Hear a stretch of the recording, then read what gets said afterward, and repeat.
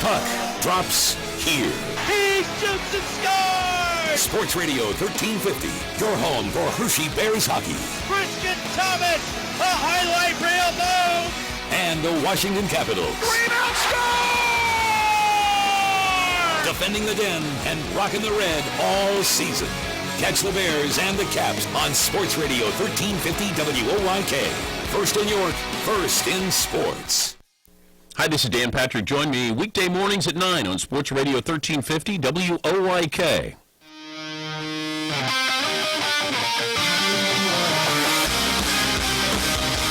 Fans, it's time to go inside the clubhouse for the latest on your York Revolution and tonight's matchup. It's time for the Broadway Transmission Manager's Report. Now, here's the manager of the Revs, Mark Mason. Well, Mace, tremendous way to wrap up the opening road trip last night, and a game like that, do you completely forget the 4 games before that? Not really. No? No, not really. I just think there's an old adage in baseball that says you're never as good as you think you are, and you're never as bad as you think you are. You're always somewhere in between, and I just think yesterday was one of those nights where we hit on all cylinders, and we saw some nights where we didn't hit on any cylinders. So I think it's somewhere in between right now, and I'm just happy for the guys, because obviously that gives you a little pep in your step for when your next game is, and so that should all be a positive coming into the night. Do you feel like there's a good bit of weight off the shoulders of a lot of the hitters, though, after a game like that? I do. It's good to have success, and it doesn't matter if it's once during the week. It's just like playing golf. You could have 18 holes of misery, and you hit one great shot, and it's like, I'll be back tomorrow. So it's kind of the same thing. But I just think any positive is a good thing, and anything that makes them feel good about themselves and relaxes them will just make them play better. We talked last night about finally being able to get on the field pregame. Did you feel like that paid immediate dividends?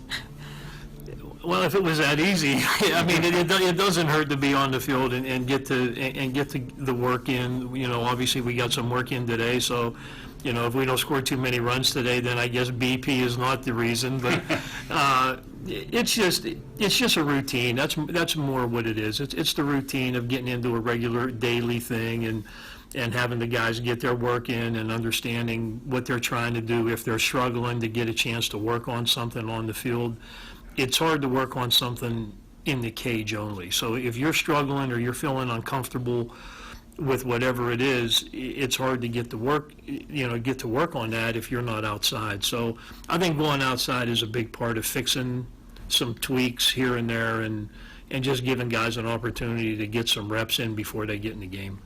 Well, not to be overshadowed was the effort on the mound, and how good was Frank Gailey with all of the arm angles and using all of his pitches from all those different slots? That was mid-season form.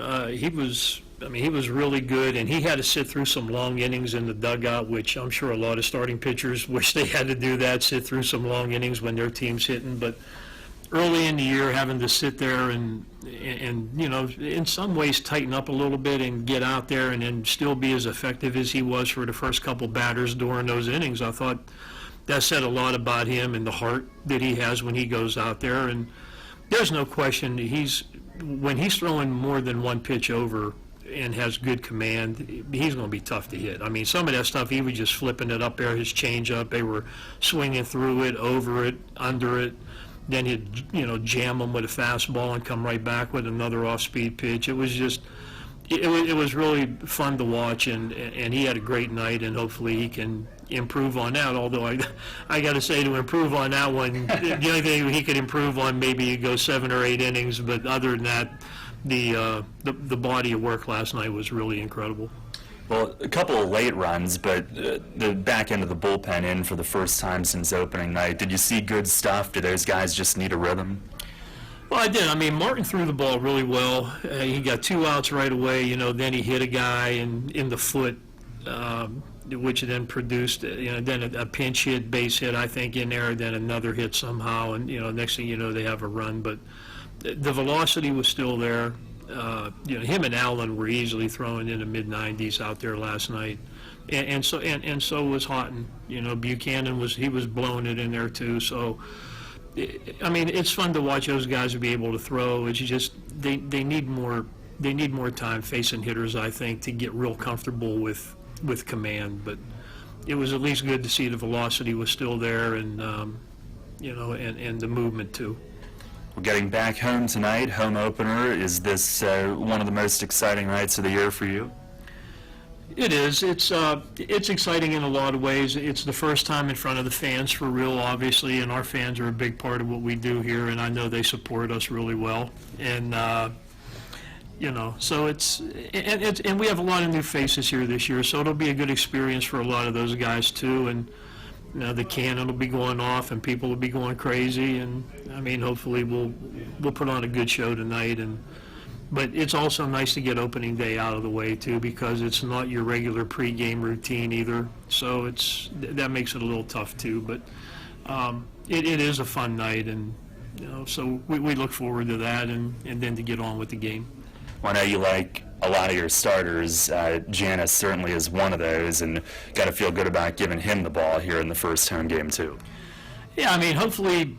In New Britain, I thought maybe he fell in love with the breaking ball a little bit too much when he didn't have command of it. I think part of being a really good, accomplished pitcher, whether it's a starter or a reliever, is you have to know what you have in your arsenal that night that works, and that's what you use in the game. And if during the game something else develops that you get a feel for it, then you can work another pitch in there. But I think a lot of times starting pitchers use too many of their pitches.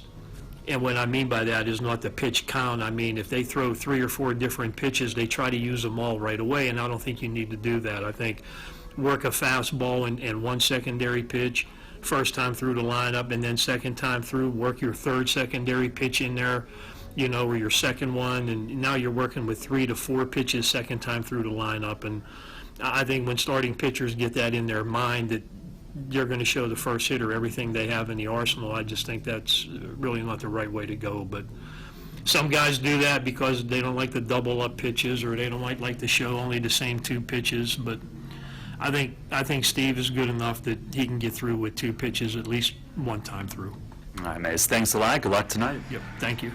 All right, Revs manager Mark Mason on the Broadway Transmission Managers Report as he and Brett Jody meet with the umpiring crew at home plate for the lineup card exchange tonight. And Steve Janis just now taking the mound in the bullpen. He had finished up his long tosses in right field, so it's still probably about at least 10, maybe 15 minutes away from getting started here this evening. But the home opener soon upon us here at Peoples Bank Park. Again, the Revs 2-4 through that first road trip. Sommerset 6-1 through their first homestand.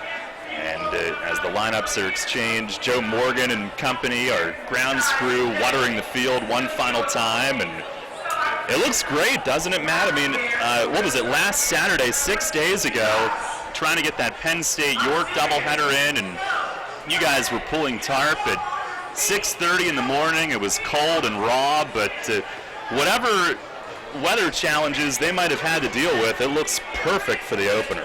Yeah, I remember when it snowed about a foot a month or so ago, thinking, man, is all the snow going to be off the field in time? Well, that was silly for me to think, because it's picture perfect out here, and it really has been for a while.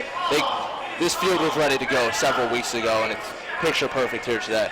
It was maybe your second week in York. We had that snowstorm. What did I move into? Well, not just that, but of all the things you think to pack, and we detailed this on our Revs Hot Stove Weekly, a snow shovel was not one of them. That's right. Yeah. And so I ran out to multiple different stores trying to get a snow shovel. And on my third try, I got the very last one. So I got lucky, I guess, and everything worked out well. I must say the snow removal up here is much better than in the D.C. area. They clear it all the way to the curb. What a thought. Oh, yeah.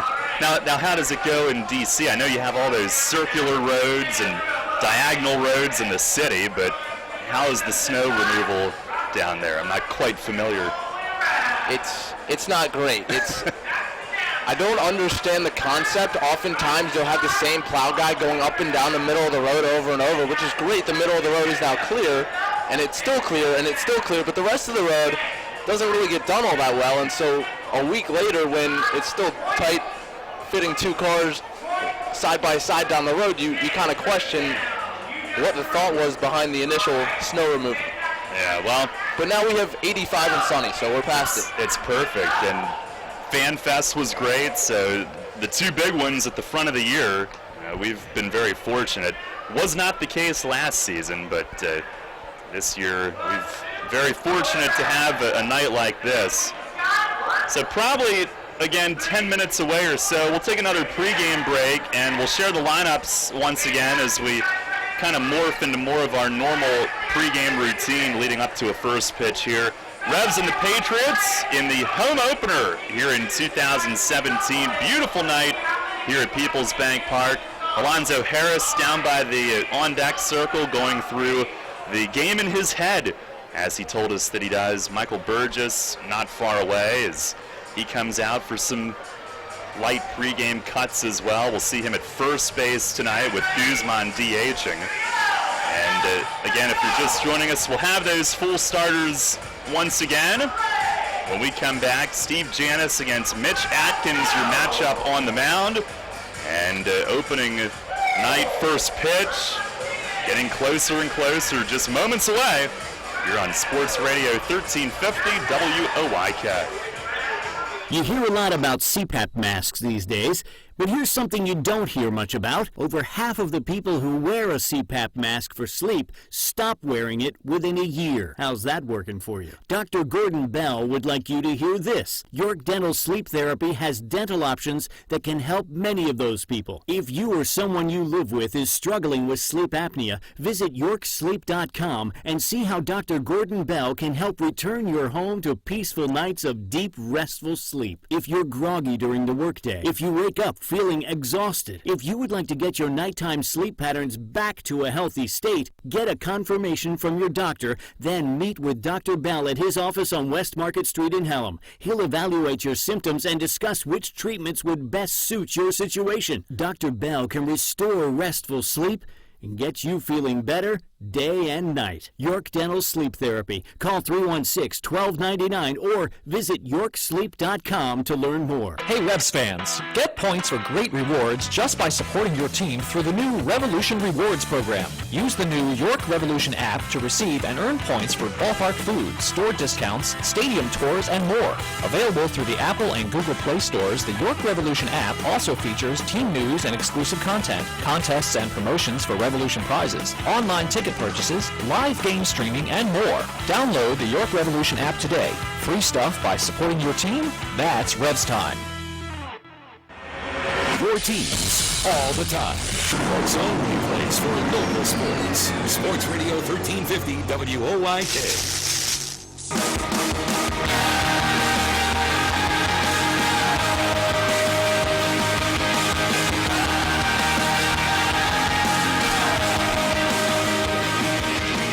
Almost go time here on opening night in York, the home opener for 2017. And Matt, I really like starting on the road. You get the excitement of the opener initially, and then a week later you get the excitement of being in your home park for the first time. Well, it's certainly, it gets the early jitters out of the way. You don't feel that pressure of the home crowd, that long lead up as we have tonight. You have 6 games under your belt already, so you've taken the field. You're sort of in a rhythm, maybe not as much this year with the early rain in the schedule, but still, you've been out there and you've played, and you haven't had to go through this lengthy introduction and this scripted pregame entertainment schedule that we have here tonight. You already have played baseball, so I don't think it bothers you as much here today. Well, Steve Janis just wrapping up his pregame warm-up routine, walking toward the Revs dugout. Starting lineups are brought to you by Flying Feet. Once again, for Sommerset, they will go like this. Darren Ford in center field leading things off. Alfredo Rodriguez at shortstop will hit second. Olmo Rosario, the former Barnstormer, at third base is batting third. Brian LaHare named the K-Man tonight. He's also the cleanup hitter playing at first base. Jerry Sands in right field will bat fifth. Carlos Guzman is the designated hitter batting sixth. Jovan Gonzalez will do the catching and hit seventh. Aaron Eggleston in left field bats eighth. and Tyler Bortnick at second base hitting ninth. Again, it's Ford, Rodriguez, Rosario, Laher, Sands, Guzman, Gonzalez, Eggleston, and Bortnick for the Patriots, who early on, they're 6-1, but the offensive numbers are not off the charts. They're hitting .273. That's really solid, but 4.5 runs per game, only 1 home run. One thing, though, that they have done a lot of is steal. They've got 11 steals and have only been caught twice. And it starts with Darren Ford right in the top of the order, a speedy center fielder. And Darryl, he stole 4 bases in a game last Sunday. The Patriots in that game stole 6. For the Revs tonight, here in the home opener, Alonzo Harris leads off again at second. Jose Constanza in left field will bat in the 2-hole. Joel Guzman, the grand slam last night, his first with York. He was their home run leader with 16 last year. First slam, though, of his Revs career. He'll DH and bat third. Michael Burgess at first base is hitting cleanup. Isaiah Tejeda will catch and bat fifth. Angel Franco, who really sparked the offense with the early homer last night, at shortstop bats sixth. And it's Brian Pounds at third base hitting seventh. Jared Mitchell in right field is batting eighth. And Travis Witherspoon in center field will hit ninth. Again, Harris, Constanza, Guzman, Burgess, Tejeda, Franco, Pounds, Mitchell, and Witherspoon for the Revs. Those starters brought to you by Flying Feet. Take a look at our WellSpan Sports Medicine injury report tonight, and really the only name on the list is Chris Cody, who met with Dr. Deitch coming back home from the trip at Southern Maryland, and felt a couple of new things, I guess. Your first start coming back from Tommy John, so they're looking to carefully work him through that, get him onto a throwing routine here soon after a little bit of rest, and hopefully get him back shortly.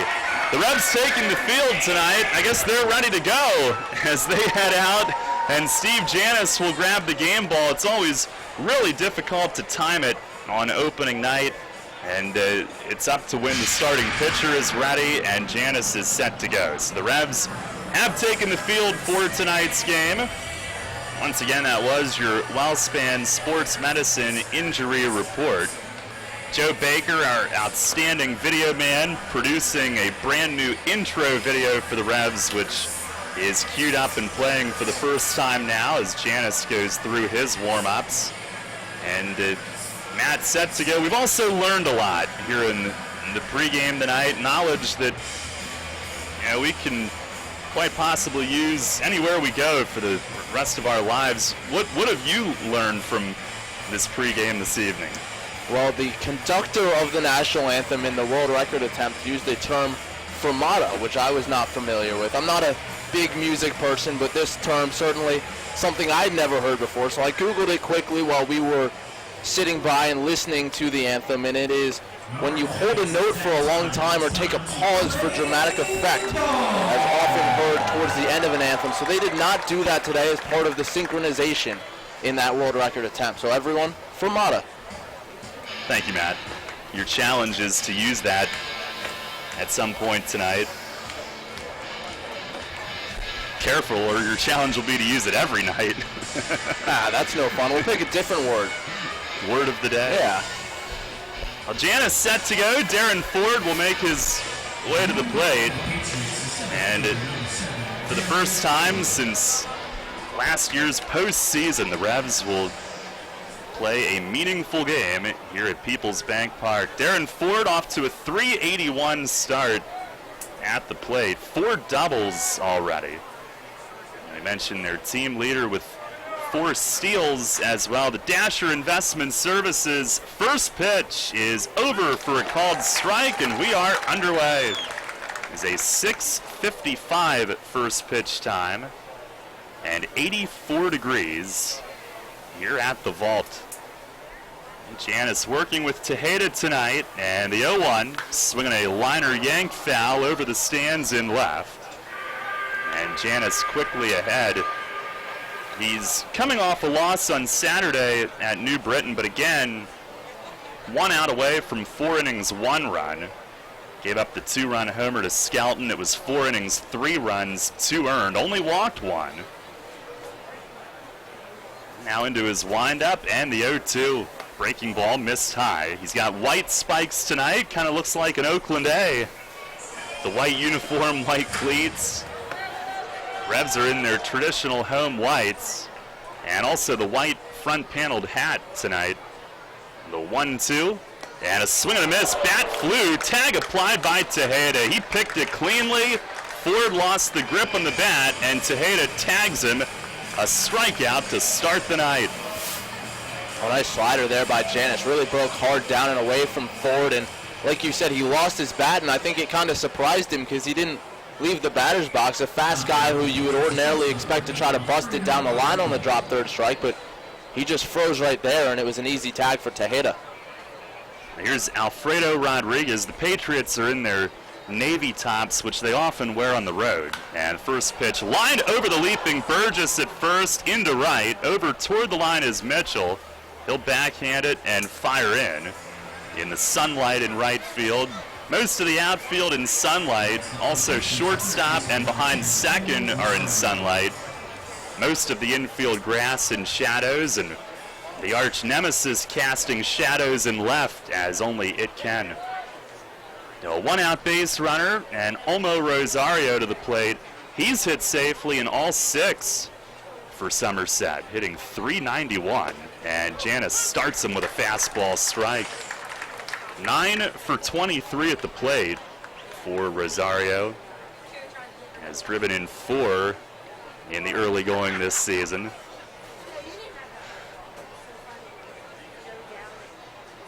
There's the 0-1. And a swing and a miss.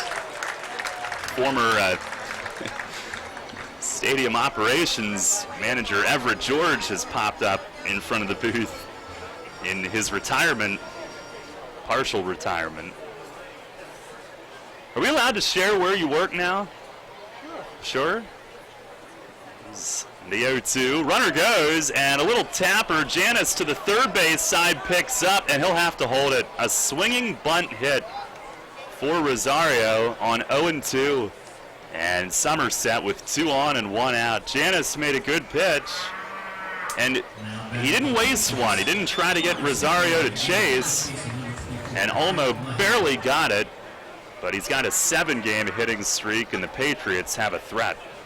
Yeah, that looked very similar to the pitch yesterday that Jared Martin had to chase down along the third base line in Southern Maryland in the 8th inning. Once again, Janis picked it up, and he didn't have a chance, and a wise decision by him not to throw the ball.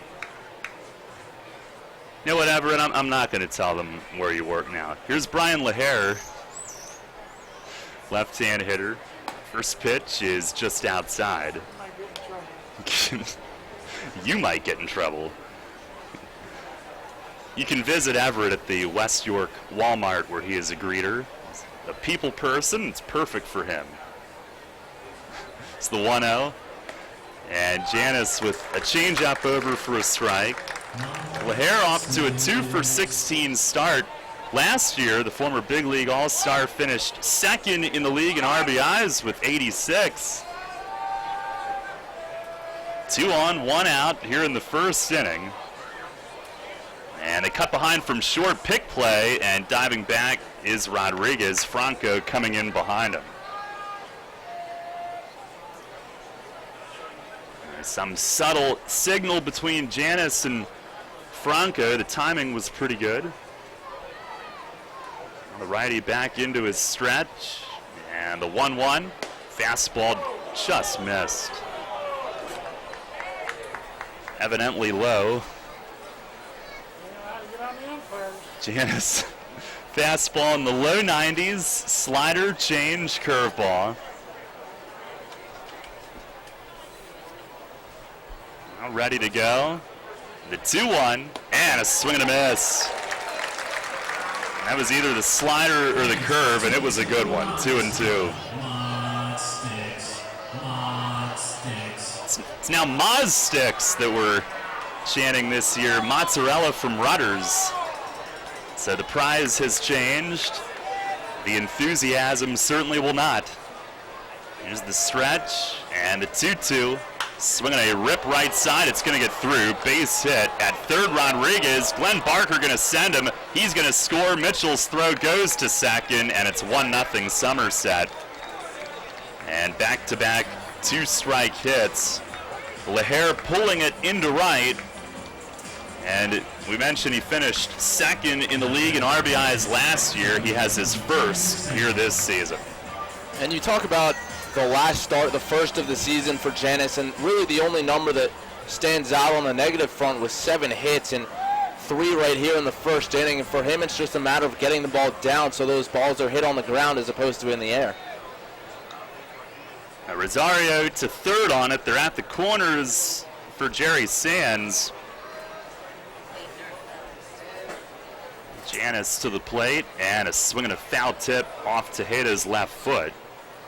Sands hitting 160, 4 for 25, 11 strikeouts in 25 at-bats for the former big leaguer. Slow start. 156 games in the majors. 10 home runs at that level over parts of 5 seasons. Here's the stretch and the 0-1, and it missed the corner away. It's played with the Dodgers, Rays, Indians, and White Sox. He was a player to be named later in the trade that sent Adrian Gonzalez, Carl Crawford, and Josh Beckett to the Dodgers from the Red Sox. Here's the pitch. And a pop-up, foul ground. Burgess back from first toward the York bullpen. It'll find the stands. And a packed house tonight. The seating bowl all the way around is just about full here for the opener. Sands was then later traded with Mark Melancon to the Pirates from the Red Sox for Joel Hanrahan and Brock Holt. So he's been involved in a couple of high-profile deals. Number 1-2, and a fastball just missed low and away. Janis trying to minimize the damage here in the first inning. 1-0 Sommerset lead. Now ready. 2-2. And a swing and a miss. Curveball got him. So each of his first 2 outs tonight have come on the K. 2 down here in the first. We'll pause for station identification. This is Revolution Radio. First in York. First in sports. Your only local sports station. The new Sports Radio 1350. WOYK, York, Pennsylvania. First and third with 2 outs. Carlos Guzman, the hitter, DHing for Sommerset tonight. First pitch is outside for ball 1. Hitting .227, 5 for 22 to begin his year. He's driven in 2. Briefly a Rev in 2011. Pitch to him and a swing and a miss. Fastball down and in, located well by Janis, who's now 20 pitches into this first inning.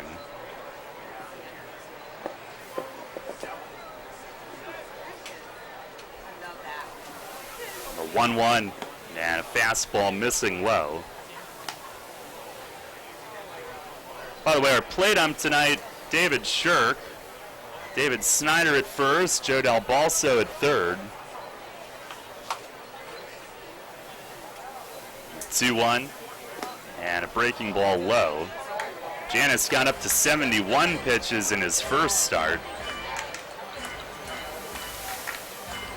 You want guys to be efficient and have quick innings, but also getting that pitch count worked up is part of it early this year. 3-1, and a swing and a miss, a slider down. It'll be a full count. And that'll give LaHare the head start from first with 2 outs. 1-0 Sommerset. Janis trying to keep it that way.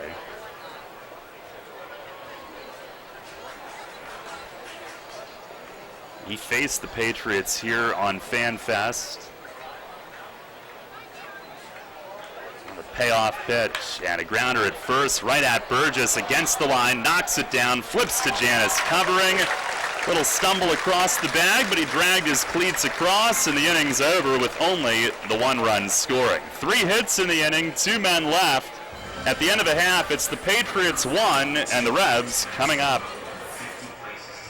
Sports injury? Walk into WellSpan Urgent Orthopedics for immediate care. No appointment is ever needed. Our orthopedic and sports medicine specialists are here to treat you. Visit wellspan.org/urgent orthopedics today for hours at our York and Hanover locations. This is TJ Oshie of the Washington Capitals. Backhander and a save made, Weedle score! You're on York's home for Caps hockey. TJ Oshie! Short-handed goal! 12:28 to go in the first! It's 1-0! Washington!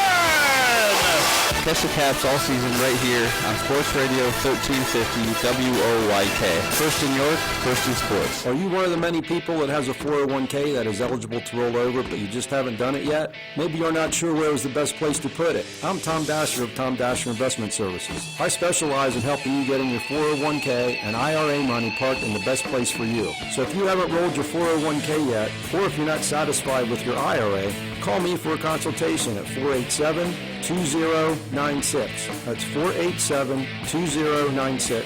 And check out my website at tomdasher.com. All about local sports. Sports Radio 1350 WOYK.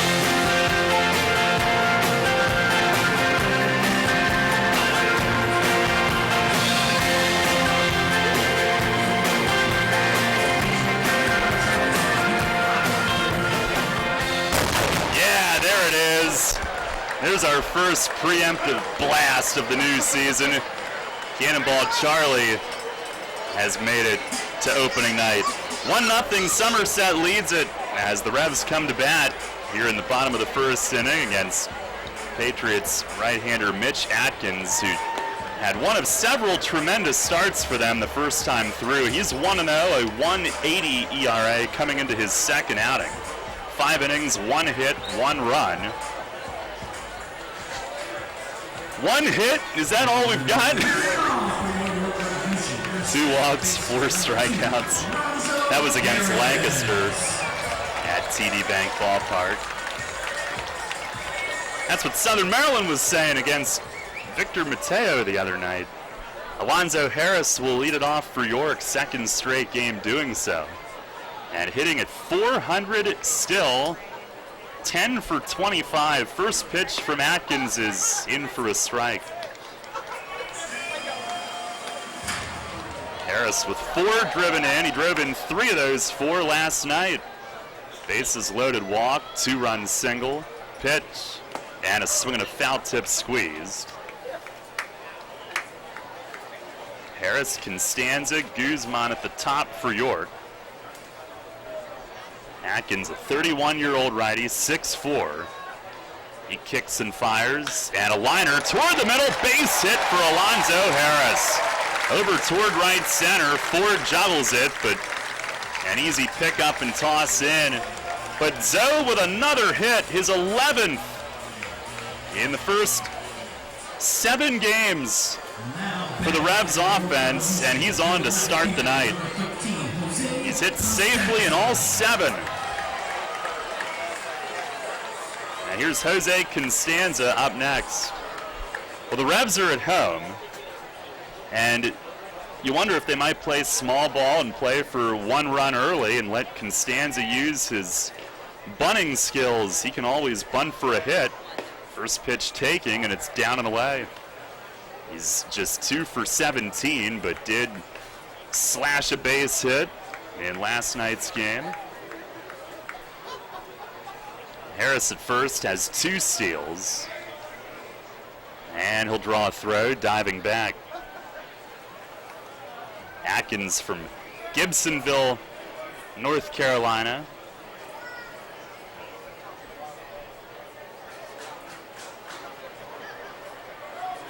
Big right-hander has his sign. Third baseman Rosario in. Pitch is on the outside corner for a strike, and it's 1-1.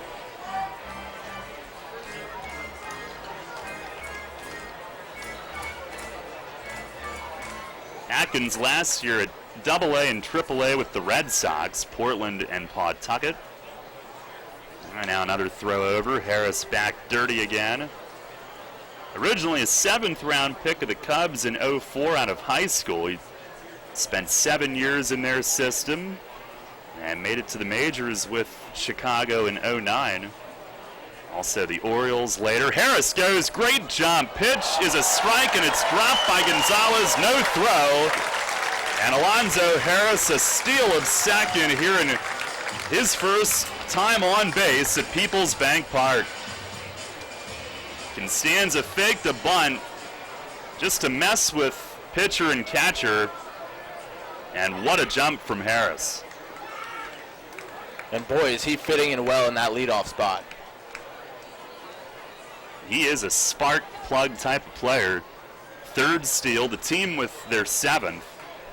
Here's the 1-2 to Constanza, and he tried to lay off a slider in the dirt, appeal to 3rd, and he did hold 2-2.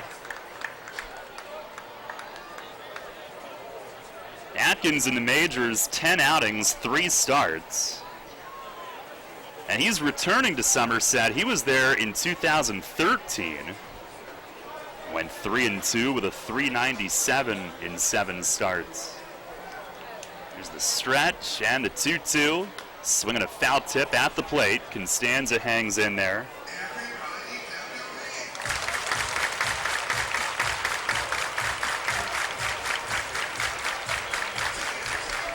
Two balls, 2 strikes. 1-0 Sommerset here in the first inning. Revs looking for a quick answer.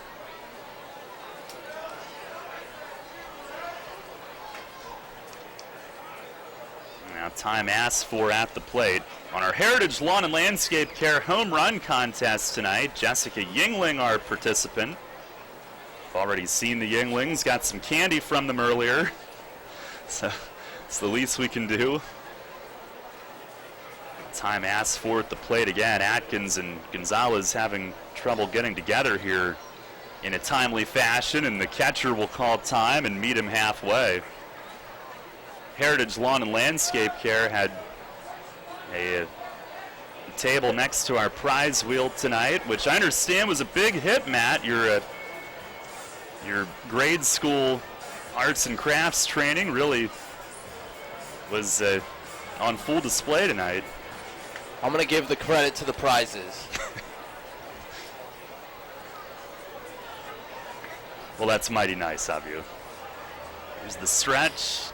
Now the 2-2. And that missed down and away. A full count. Great at bat from Constanza. And Atkins about to throw his 10th pitch. This will be the 7th to Constanza in this plate appearance. 3-2, and a ground ball off the mound, cut off at short by Rodriguez up the middle. He'll gun it to first for the out, but Harris goes to 3rd, and 2 sharply hit balls up the middle from the first 2 hitters for York. This one a ground out to short, but it moves Harris along. Well, the Patriots caught a break on that one because the mound kicked that ball up in the air and slowed it down, allowing Rodriguez to get there just in time, and a really strong arm showed off by their shortstop. So Harris 90 feet away from answering with a first inning run of their own. Joel Guzman will try to bring him in. The infield is back. And Joel leading York with 6 driven in, 4 on 1 swing last night. First pitch is upstairs. Guzman DHing. He's hitting .318 through a week. 7 for 22 with last night's slam, his first home run of the year.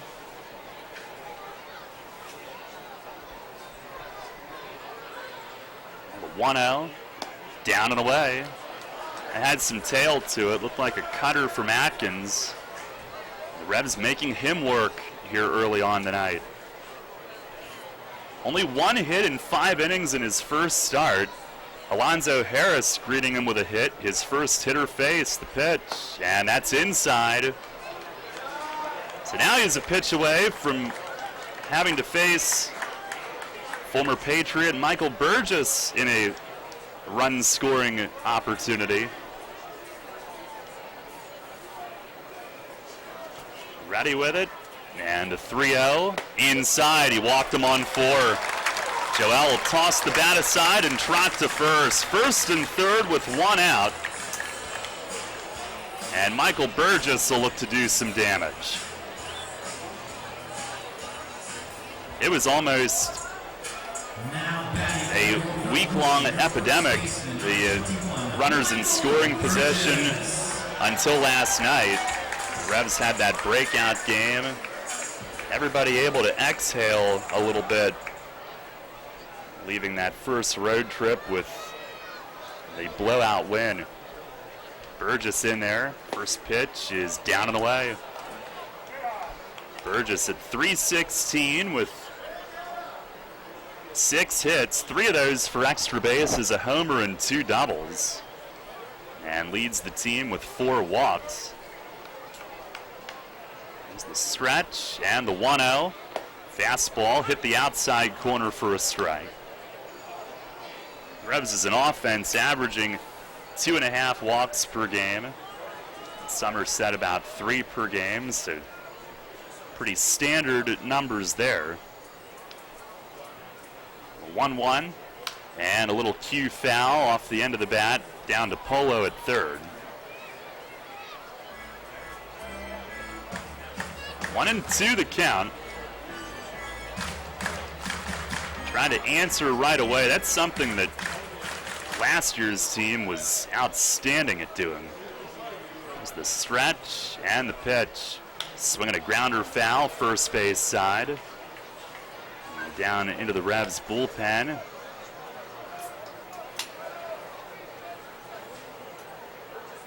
Julio DePaula playing that one off the sidewall. Find a youngster to hand it to. 1-2 it stays. And again to Burgess. Down and in, he has to jump over that foot-seeking missile thrown by Atkins. 2-2. Gonzalez saved it on the backhand, saved a run perhaps. Yeah, blind save too, with Burgess jumping over the ball and it dipping to his backhand. Did well to get leather on it. Gonzalez last year a .998 fielding percentage. He's a good one. The 2-2.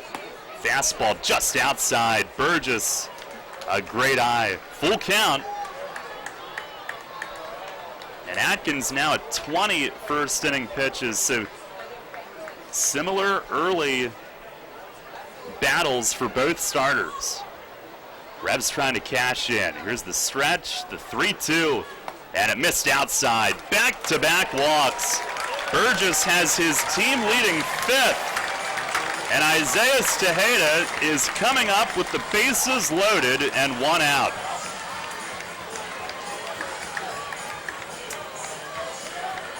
Now, Tejeda, who feasted here at Peoples Bank Park last season, he's 3 for 14 through the first week, has a double and 2 driven in. Did have 2 hits in last night's game.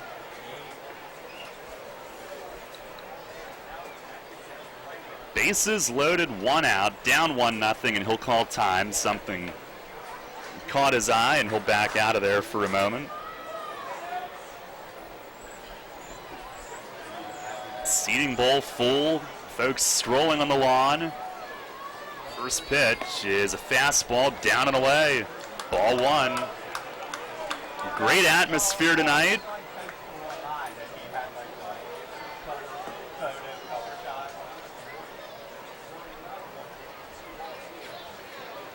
The stretch from Atkins. The 1-0. Swing and a miss. A slider. Tejeda tried to hammer that one. I think it would have been a strike anyway. He was looking for something straight, though, to jump on, and Atkins went slider. That's the experience of Atkins right there. Bases loaded, down in the count. Has the confidence to break off that slider. Now the 1-1 swing and a foul tip. As that one squirts to the right of home plate, 1-2.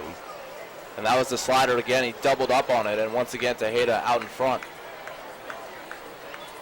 Sometimes when you're struggling to hit your spot with the fastball, you go to something else and get you back on track. There's the 1-2. Breaking ball, and he just got a piece. Hangs in there. That time he buried it down near Tejeda's feet.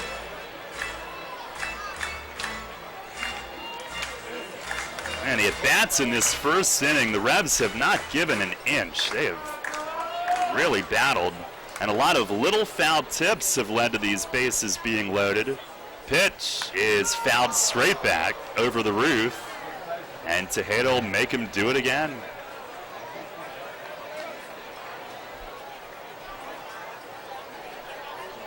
Now 26 pitches for Atkins here in the first. On one of the first warm nights of the year, he's ready. And back home, and a foul tip again. Tejeda just scraped it, bouncing back to the backstop. And I think that's 4 straight breaking balls for Atkins. And he's saying, all right, this is my best pitch right now. I'm going to make you hit it. See if Tejeda can come through.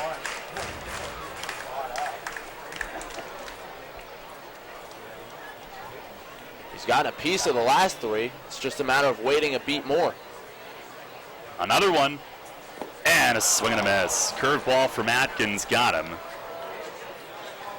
It'll be up to Angel Franco with the bases loaded and 2 outs. Atkins trying to tough his way through a lengthy first inning. Franco, the switch hitter, will bat left. He's at .318 coming in tonight, 7 for 22. Hit his first Revs home run last night. Has driven in 4. Got Harris still on at third, Guzman at second, Burgess at first. And Atkins the pitch. Fastball, and it's a called strike to start him off. Harris down there at third, Matt. We noticed pregame he's got the Converse baseball spikes on. Yeah, he got those custom made, and he said, it's opening day, it's a big day, I'm going to break them out. Got a steal with them. 0-1. And a ground ball up the middle. Base hit for Franco. Harris scores. Here comes Guzman and the Revs with 2 in the first. Here in the home opener, lead it 2-1. Angel Franco picks him up. A big base hit early in this game. Right up the middle. And that's where the Revs have done their damage in this first inning. Right back up the gut. 2-1, the Revs in front. And back-to-back 2 RBI games for Franco. Had that big home run to start off the night last night in the second inning. And now he comes through with a big 2-out hit. Burgess at second, Franco at first, pounds the hitter. And he lays off a little high on the first one. The 31st pitch of this first inning. 2-1. And Franco, who drove in the first 2 last night, does it again tonight. Right up the middle. Here's the 1-0. And a fastball called a strike at the bottom of the zone. Pounds 2 for 11 at the plate. He's got 1 driven in. Also on base on 3 walks and a hit by pitch through the first week. Got hit in the arms last night. A 1-1, and that's up high. He fouled one off his knee last Saturday night, so he's got some welts already.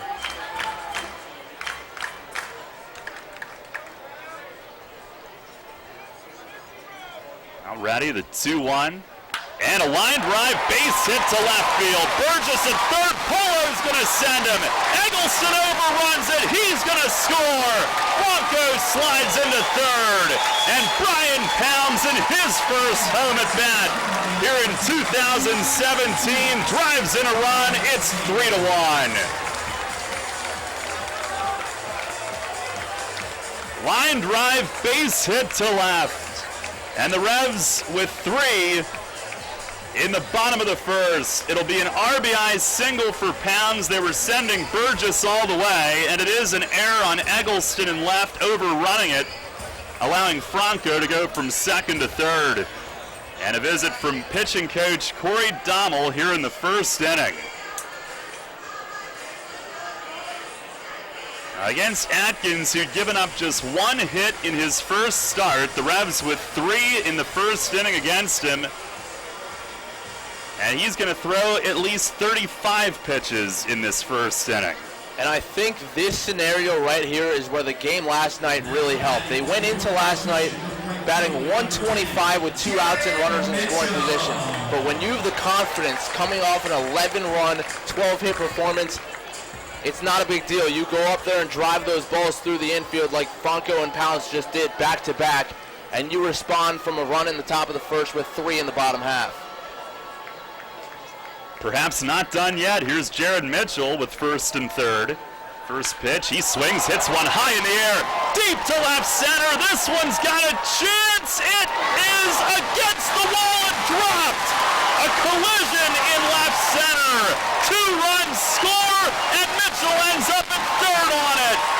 5-1. Here in the bottom of the first, it's a 2-run triple for Jared Mitchell, who jumps on the first pitch. Eggleston and Ford both went for it against the wall padding. They collided, and neither could hang on. What a start for the first of 70 regular season games here at the bank. A bat-around, 5-run first inning.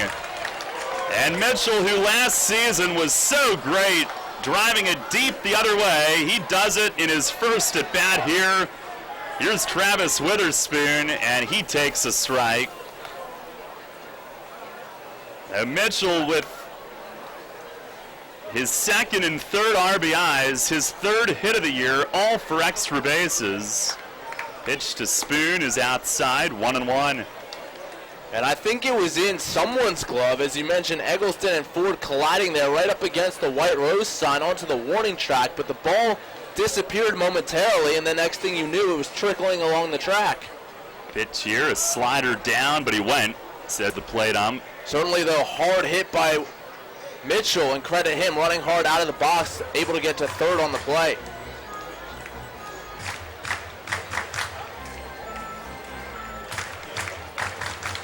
Revs with their second triple of the year. Alonzo Harris had one.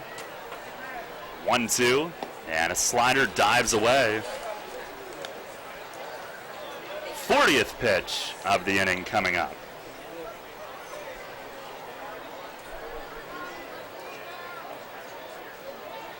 Witherspoon 2 for 17. Pitch to him, swing and a miss. Got him with a high fastball. But the Revs tag Mitch Atkins for 5 runs in their first inning at home at Peoples Bank Park in 2017. What a start. 4 hits in the inning, 1 error, 1 man left. We go to the second. It's the Revs 5 and the Patriots 1. Runners know the challenge. It's not the uncompromising weather. It's not the pounding repetition. It's not knowing how to dig deep as you start the climb of that last hill. For runners, the challenge is the discipline to keep running. Flying feet. Casual runners, amateur runners, hardcore runners, no matter what level runner you are, Flying Feet Sports Shoes is with you every step of the way. Flying Feet has become the leader in athletic footwear and properly fitting the feet of runners throughout Central PA. Flying Feet has become the leader in athletic footwear, properly fitting the feet of runners throughout Central PA. And that holds true whether you're training or racing on roads, tracks, or trails. For those searching for that discipline, Flying Feet provides the latest shoe innovations, the accessories and equipment, and the inspiration to keep on running. Greg Baum and his staff have the knowledge and the true understanding of what running is all about. As one local runner put it, Flying Feet is family, and all runners are welcome. Flying Feet. Flying Feet Sports Shoes, 1511 Melrose Avenue, York, just off exit 18 of I-83. One of downtown York's newest gems, Revival Social Club, is the place to be to spice up your cuisine. From carefully constructed cocktails to hand-picked produce and everything in between, Revival offers an imaginative, globally inspired menu, great for happy hour, a nice dinner with the family, or reserve our space for a private party or corporate lunch. Stop by and experience our creative dining. That's Revival Social Club, 19 North George Street in York. Or check us out online at revivalsocialclubyork.com. For local sports on your smartphone, search WOIK at the App Store.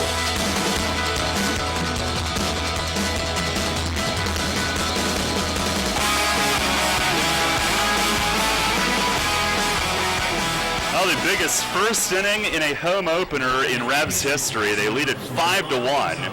Jovan Gonzalez leads off the second and takes a strike from Steve Janis, who was in that dugout for a while. 40-pitch first inning for Atkins, the 0-1, and it's over at the knees, strike 2 called.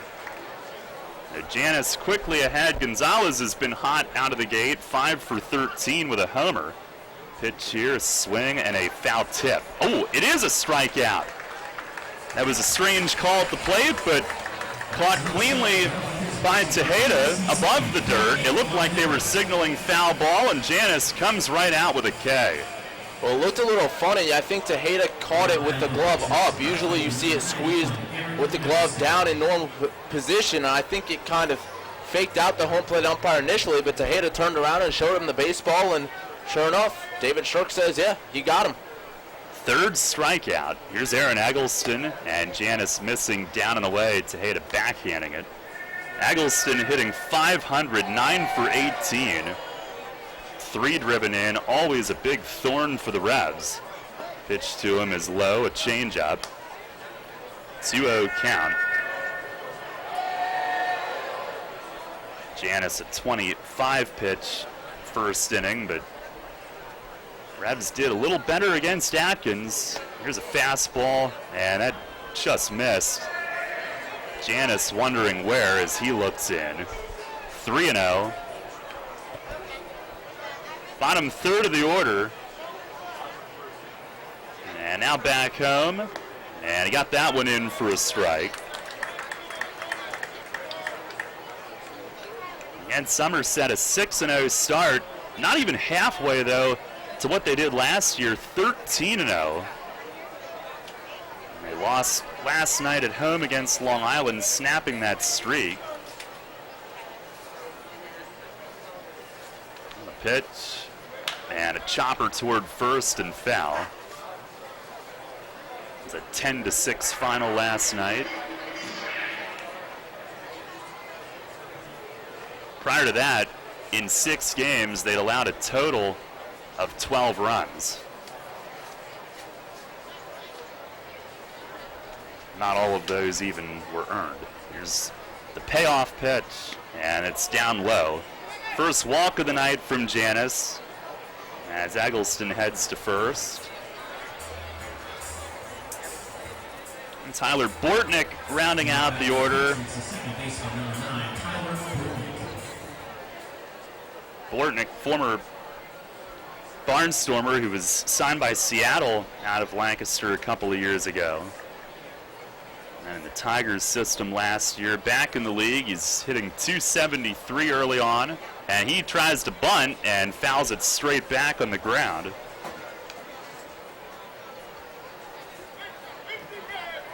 Bortnick 6 for 22 to start his year.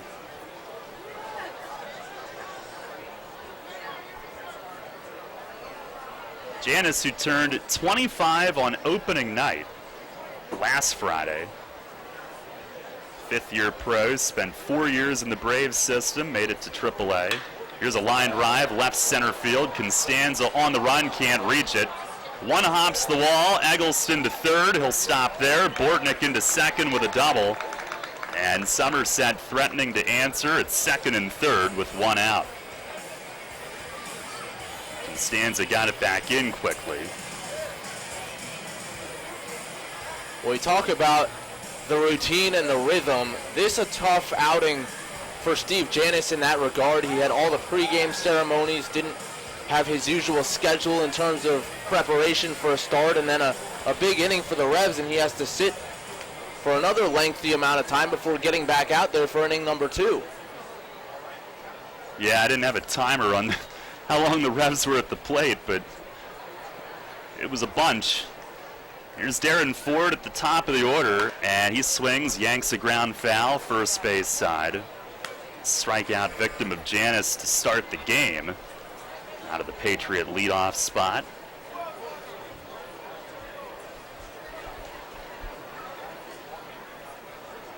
Revs early on, of course, with the infield back. The 0-1, and a swing and a fly ball, left center field. Constanza and Witherspoon both after it. Constanza's got it, fairly deep. Eggleston will tag and come home. A relay to third, and Bortnick just slides in ahead of that. Now a sac fly for Darren Ford. Eggleston home with the run, and it's a 5-2 York lead here in the second inning. Oh, Steve Navaroli, our buddy from, well, he writes for a lot of outlets now, but York Daily Record, Sunday News, he said about 23 minutes the Revs were at the plate. Thank you, Steve. And here is Alfredo Rodriguez, who looks at strike one. He singled to right and scored in the first inning. Janis from the stretch with a runner at third, delivers, and it just missed, and now he's getting perturbed and wants to know where that one was. Had some cut to it. Looked like it was right there. Might have fooled the man behind the plate.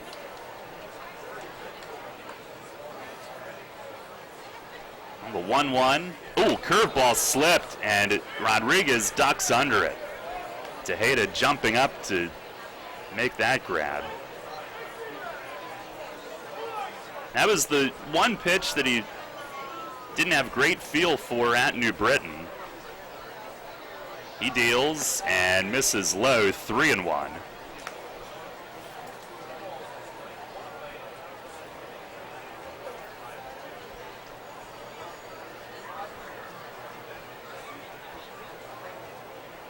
Now ready to go. And he hits the outside corner here. Fastball for a strike. 3-2. With a runner at third, 2 outs. 1 run home, but trying to keep it at just 1. And he's ready. The payoff pitch, breaking ball low. It's a slider on 3-2, and Rodriguez walks. And the second walk of the inning. Revs Baseball brought to you in part by the Pretzel Twist, Neighborhood Sure Save Markets, Turkey Hill Minute Marts, and Etline Foods. Glad you can join us here on the home opener. Revs with a 5-2 lead. And here's Olmo Rosario. Janis the pitch and a ground ball to shortstop. Right at Franco. He'll toss to second. Harris there covering. And on one pitch, Janis ends the inning with the fielder's choice. 1 run on 1 hit. 2 men left. We go to the bottom of the second. It's the Revs 5 and the Patriots 2. Money and business are essential to the strength of a community. So is cheering and celebration and music and fun. That's why York Revolution games, concerts, youth sports, special events, and more happen at a place called People's Bank Park. People's Bank has been serving York County for more than 150 years. Always cheering, always celebrating, always committed to the things that make York County great. And to you having a great time at People's Bank Park. People's Bank, member FDIC, equal housing lender. Sports Radio 1350 is your home for local and national sports. The Big Sports Talker also has you covered with news throughout the day. Catch statewide updates on news and sports from Radio PA. Stock reports with Your Money Now, mornings and afternoons. And national news updates every hour from Westwood One. Stay up to date while getting your sports fix all day. Sports Radio 1350 WOYK. First in York, first in sports. Hear that? It's the sound of summer. Sound nice? Call Kona Ice. We do it all. Schools, sporting events, parties, both corporate and birthday. You name it, we'll be there. We bring the party to you. If you need a little bit of fun in your life, we're the shaved ice truck for you. Oh, and we fundraise too. This summer, cool down with Kona Ice. Give us a call at 1-800-KONA-ICE or visit us online at www.kona-ice.com. Kona Ice. Flavor our world. Your teams all the time. York's only place for local sports. Sports Radio 1350 WOYK.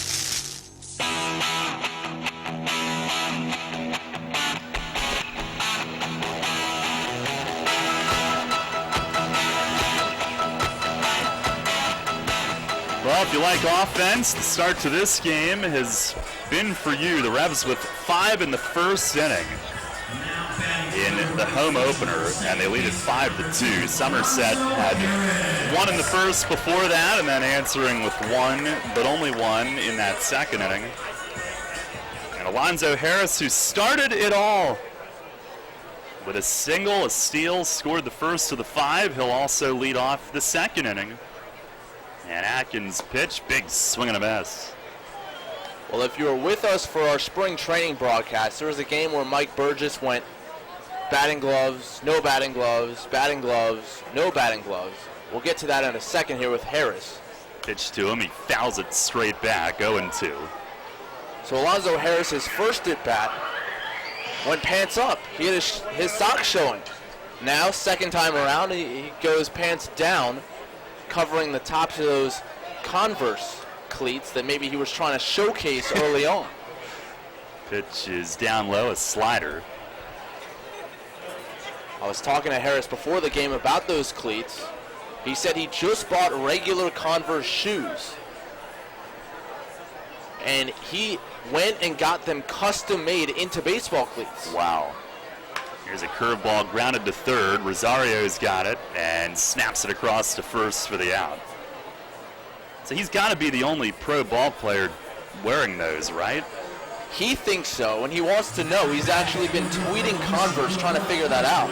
He wants to work out a deal with them because he loves those shoes so much, and he wants to be the first and I don't know about the only, but a prominent name wearing Converse on the baseball field. I've certainly never heard of it. No.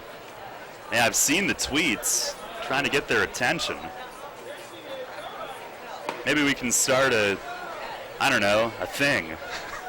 Here's Jose Constanza, who takes a strike. A little rally for him to get on their radar. The 0-1, and it's on the outside corner, strike 2. We are told that Sommerset had Chris Grayson pinch hit for Darren Ford. Didn't realize that, and he's now in center. Not sure what happened to Ford. Well, I know what happened. There's a fastball up high, banged up on that collision with Eggleston on Mitchell's triple. So Grayson is in center, and he had the sac fly. 1-2, and right there, Constanza knew it. Strike 3 called. And each starter has labored a little bit these first 2 innings. Atkins more so than Janis, but they each now have 3 strikeouts here in the first 2 innings. And with 2 down, here's Joel. He walked and scored in the first. All 5 of those runs came after there were 2 outs.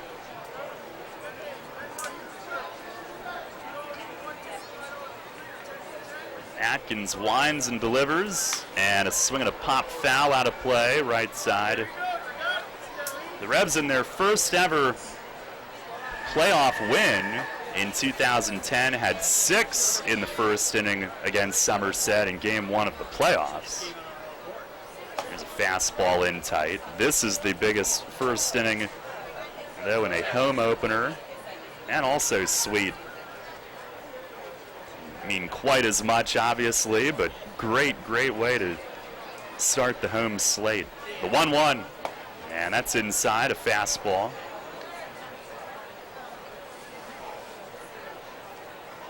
And again, Atkins was almost clean as could be in his first outing. Now delivers, And a breaking ball bounced over the pitcher at second base. Bortnick charging up. He'll have plenty of time with Guzman knowing he was out off the bat. And the throw over to first ends the inning. A 1-2-3 second for Atkins to bounce back. We'll go to the third, though. Revs leading it 5-2. Take it from me, guys. You want to make life happier? Your wife wants a nicer lawn. The kind of lawn you see on Home and Gardens and Martha Stewart. Here's a hint. You're not alone. Call your pals at Heritage Lawn and Landscape Care. They've got a way with lush lawns that the ladies like. And as you know, happy wifey, happy hubby. Winky face. Heritage Lawn and Landscape Care. World-class care right in your backyard. 717-292-9994. This is Dustin Hawkinsmith with the Keystone Sports Network. For the best Penn State football analysis and commentary, listen to Sports Radio 1350 every Tuesday, Thursday, and Saturday at 8 a.m. and after Revs games for the Keystone Kickoff Show. We'll bring you game reviews, player evaluations, and recruiting news. So for the best in Penn State talk, tune to Sports Radio 1350 WOYK for the Keystone Kickoff Show. Brought to you locally by your neighborhood SureSave Markets. Can you sit up, little guy? There you go. What a big boy. Whoa! Every time he grabs my maple donut, it pulls him over to one side. But he keeps on grabbing at it. Whoop! There he goes again. Wait, let's see how this works. Here you go, little dude. Here's another maple donut. Can you grab it? Well, there you have it, folks. Charlie's right. A balanced baby needs a maple donut in each hand. Maple donuts taste right. York Sports on your mobile device or online at WOYK1350.com.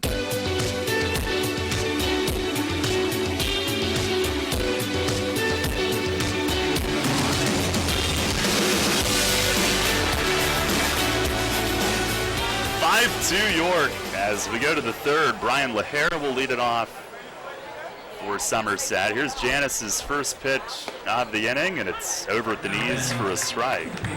LaHare an RBI single in the first. Made it 1-0 early. What an answer, though, from York as Janice bounces the next one. Uh-oh. T-Bone is hawking 50-50 tickets. Pitch is bounced foul behind the plate.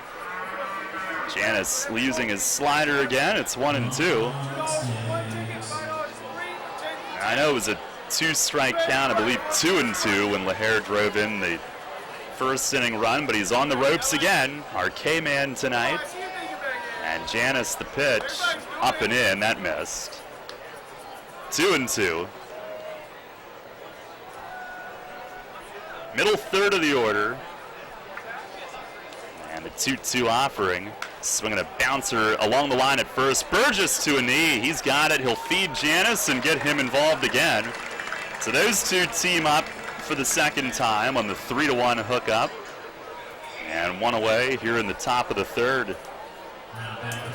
Revs Baseball brought to you in part by Highmark, Yingling's Ice Cream, Signs by Tomorrow, and D's Nuts.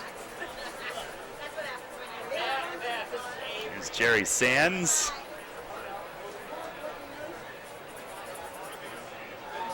Struck out his first time up. Janice delivers, and it misses down and away. I do wonder what our first-time listeners think when they hear that.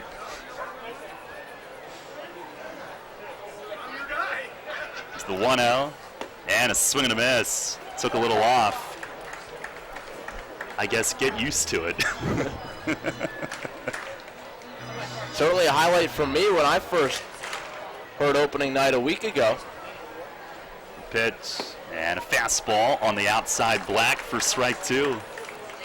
Well, it was a highlight for me to deliver it, let me tell you. Well, that one kind of delivers itself, but you did so in creative fashion.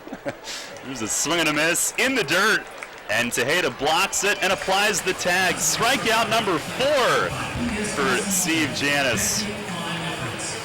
Here as we play in the third inning tonight. Second time that he's gotten Sands, who's really been off to a difficult start.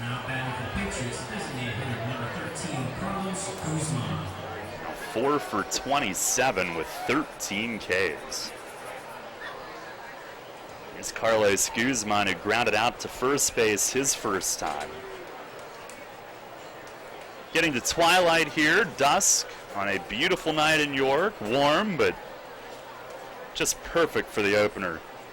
Janis with the pitch. It is taken low. Change up to start him.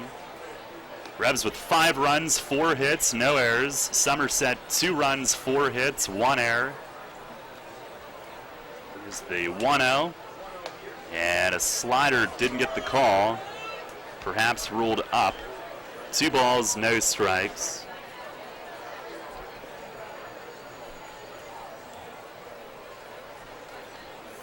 Janis to the plate. And a chopper at first. Big hop Burgess. He'll glove it. Calls off Janis. Takes it himself. Inning over. So Atkins had a 1-2-3. Janis responds with one of his own. We go to the bottom of the third. Rebs lead it 5-2.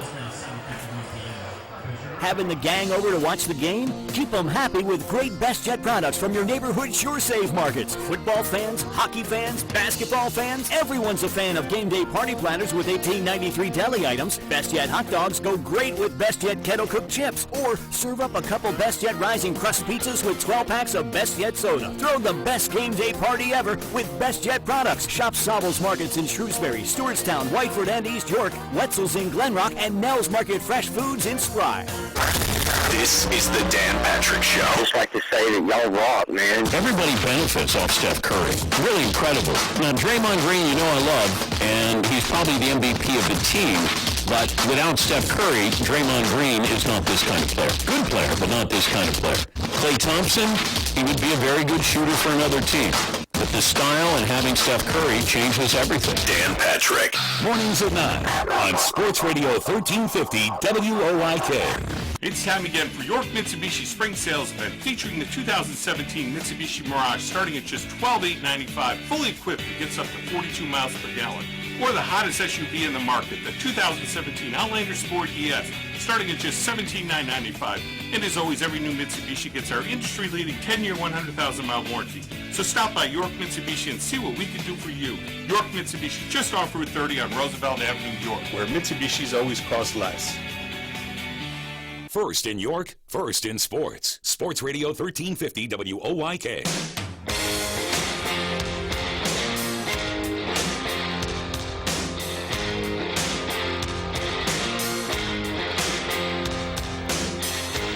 Rebs a 5-2 lead as we head to the bottom half of the third. Burgess, Tejeda, and Franco to face Atkins.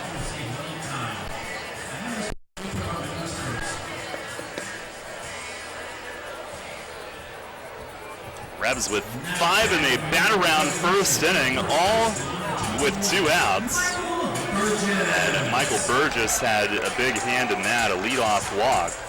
Or not a leadoff walk, a walk to load the bases, I should say.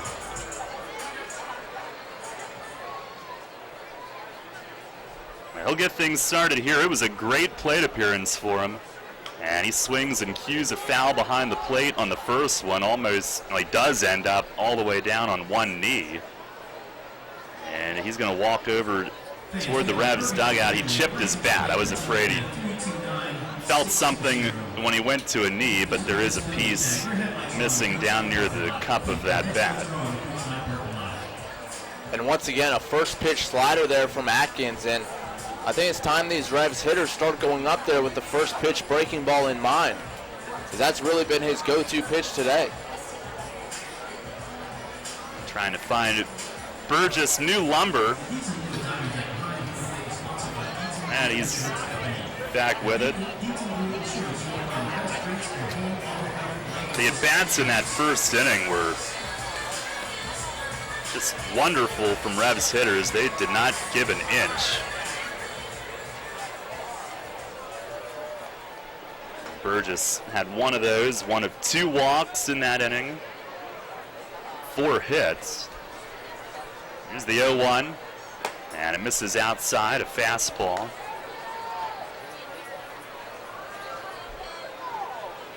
The Revs, who had scored 7 runs on the 4-game skid. Here's the pitch. And that's a little high, 2-1. They had 11 last night, 5 in the first inning tonight.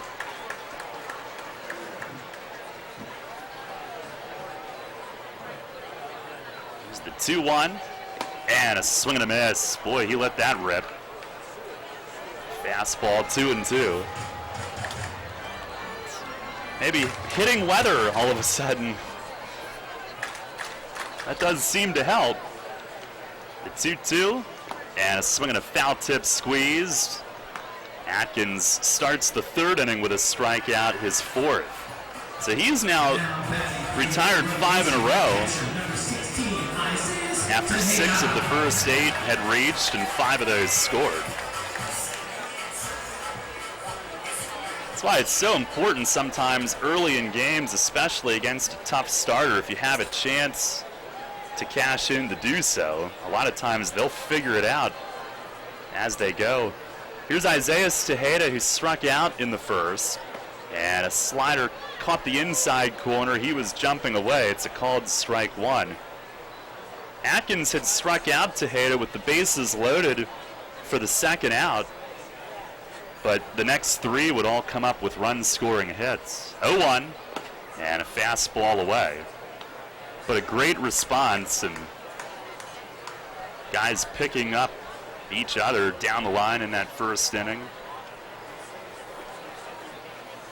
The wind and the 1-1, and a swing and a pop-up along the line in right field. Sands coming on, the 2 infielders out, and the first baseman, LaHare, an over-the-shoulder grab, running straight down the right field line. What a play for out number 2. He did it nonchalantly and just kind of walks back to the infield like, yeah, I do this all the time. What a play by Brian LaHare. Like you said, he did it nonchalantly. I'm not even sure he saw the ball. He kind of just flipped his glove out there, and it fell right in the basket. All the way down by the Revs bullpen. The 2 down, here's Angel Franco, and he swings and serves one into left center, base hit. Stayed short to it, kind of inside outs it, and he's 2 for 2. He's swinging a fine bat here early this season. That ends the streak of 6 in a row retired. The Revs with their 5th base hit of the night. He's now 9 for 24 to begin the year. And here's Brian Pounds, who ripped an RBI single to left in that first inning.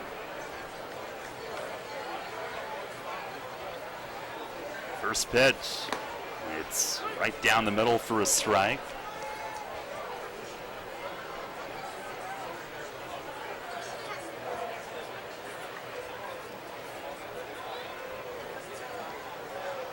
All that first inning damage was with 2 outs. Atkins set. And the 0-1, that's taken low. So not only 2 out hits, but 3 in a row. The first time the Revs have strung 3 hits together this season. Believe it or not, in a 7-run inning yesterday, it didn't happen. A lot of that was due to errors. Almost had 3 errors in a row. It's a throw over to first. A rough night for Patrick Palmeiro. But you know what? They were given extra outs, and they took full advantage of it. It's the 1-1. That's outside, a fastball. Well, I thought that they had given Palmeiro another one. Turns out it had been scored a base hit for Tejeda, so he had 2 hits last night, and it was not a 4-error inning. Only 3. Pitch to Pounds, a slider, and a called strike. 2-2. Southern Maryland, I assume they did it early this morning. They went all the way to Bridgeport for a 4:05 start. Bluefish home opener. We did that on the 4th of July last year. Pitch to Pounds, tried to check, he went on a breaking ball in the dirt. Gonzalez blocks it, and that'll end the inning, a strikeout. The 5th through 3 innings for Mitch Atkins. Revs get another base hit, but leave a runner. We go to the 4th. Matt Present with the play-by-play. The Revs lead the Patriots 5-2. At Donegal, we understand there are many costs associated with running a business. That's why Donegal works with you to provide quality insurance products based on your business needs, and why we deliver that insurance at a price to fit your budget. Call your local independent Donegal agent today and discover why, when it comes to insurance for your business, Donegal is a better value. Contact Coatman Kunkel Insurance at 717-854-0300 or stop in at 3217 East Market Street, York. Locally owned and operated by Pam and Rudy Coatman. Coatman Kunkel Insurance. This is the Rich Eisen Show. Cleveland's had the Indians. Cleveland's had the Browns. Notice I went down with my voice. Yeah. Do you hear the way I'm talking about the Browns? Now here come the Cavs. Is this it? Could this be the time that LeBron does take the land to the promised land? Is this the time? Hit the button that plays. The Rich Eisen Show. Weekdays at noon on Sports Radio 1350 WOYK. Gus, you're here. Thank goodness. What's up? Everyone's here and I don't have the games. Wait, what? For game night. I forgot the games for game night. What am I going to do? How about these? Bank on it. The new scratch-off from the Pennsylvania Lottery with top prizes of $300,000. Gus, you're a lifesaver. Let the games begin. Keep on scratching. Players must be 18 or older. Please play responsibly. Benefits older Pennsylvanians every day. Your county, your teams. Sports Radio 1350 WOYK. First in York, first in sports.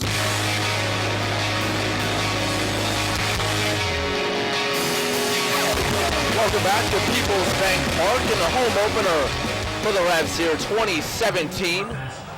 They lead the Patriots 5-2 as we play the top of the 4th.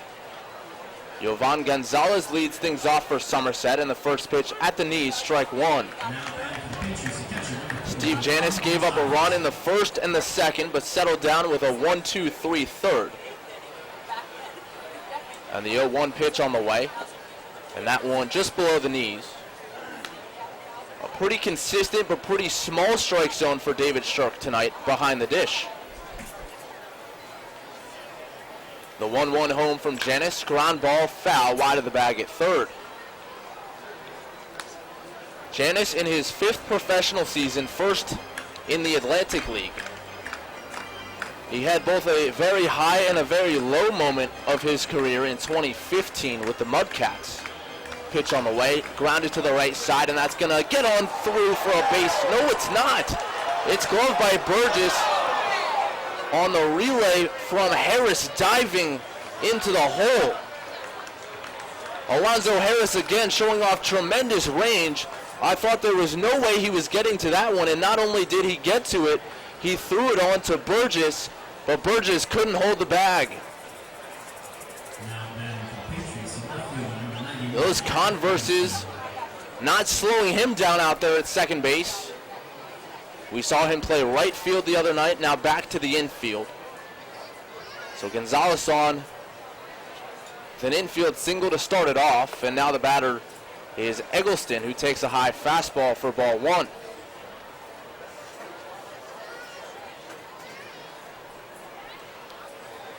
Really impressive play there by Harris just to get to that one. The 1-0 to Eggleston, just off the plate away, 2-0 the count.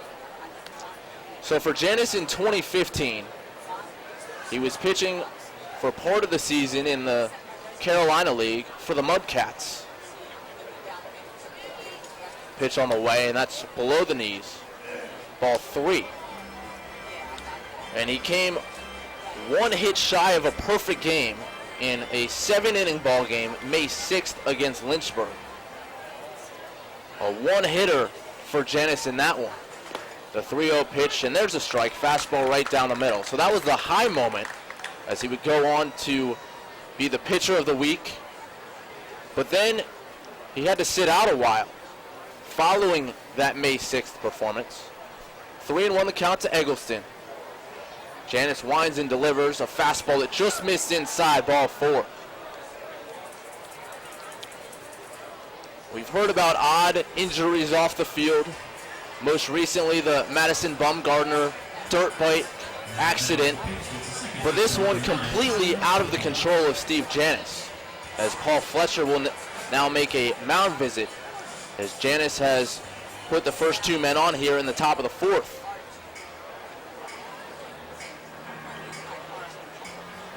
So on May 12th in 2015, once again, Janis a part of the Carolina Mudcats. And in the Carolina League, the Mudcats were traveling to Myrtle Beach. And of course, they took the bus there, and the bus driver on that trip lost control of the bus, and the bus flipped over. And Janis was among several of the Mudcats players who were hospitalized following that bus crash. He was never in critical condition, but he did go to the hospital. The following game between the Mudcats and the Pelicans was canceled as a result of that incident, and Janis did not pitch for the following month and a half, recovering from that accident. Fletcher back to the first base side dugout. 2 men on, nobody down for Bortnick, who shows bunt and pulls back, taking a strike, 0-1.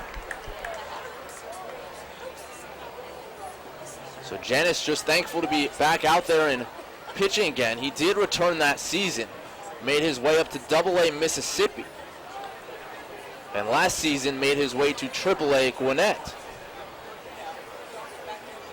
The 0-1 to Bortnick, corners in, and Bortnick hits a breaking ball in the air, left center field.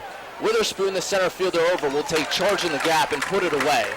The runner at second, Gonzalez, bluffs going, but a nice relay in by Witherspoon will keep the runners put at first and second now with 1 away.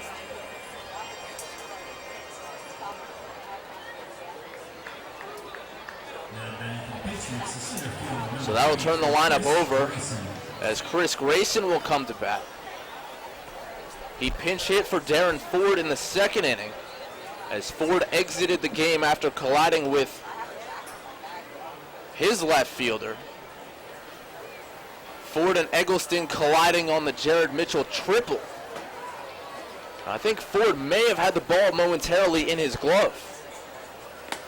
The pitch to Grayson, fastball called strike on the outside corner, 0-1. But both of them went down on the play, allowing Mitchell to go all the way around to third. Part of that 5-run first inning, 2 RBIs on the play for Mitchell. The pitch to Grayson, down low. 1 ball and 1 strike to count. So Grayson then pinch hit for Ford. He had a sac fly to left in the second, so this his second plate appearance, and it could become his first official at bat.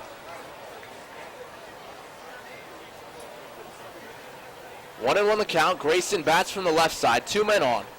And the pitch on the way hit high in the air, right field and shallow. Harris points it out to Mitchell, who comes cruising in and reaches up to glove it for out number 2.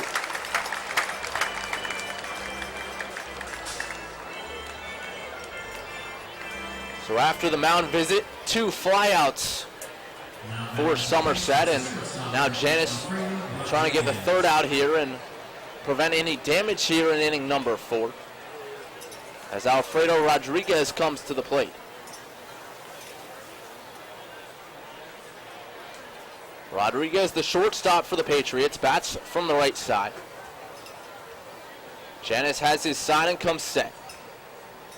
And the first pitch on the way, an off-speed delivery, misses down and in.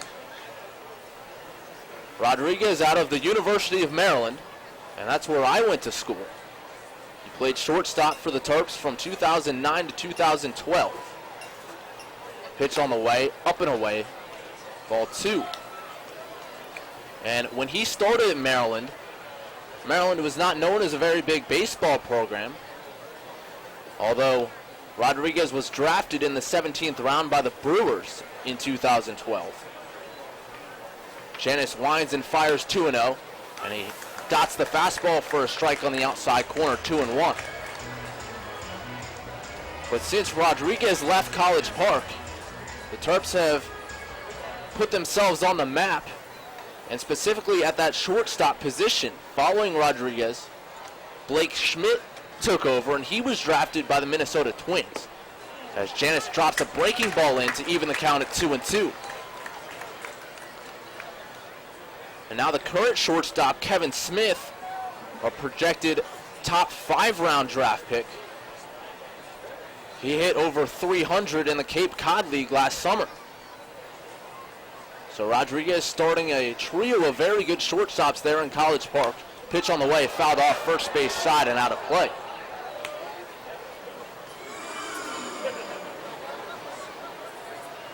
Revs lead it 5-2 here, top of the fourth. 2 men on, 2 away. And Janis trying to work out of it here.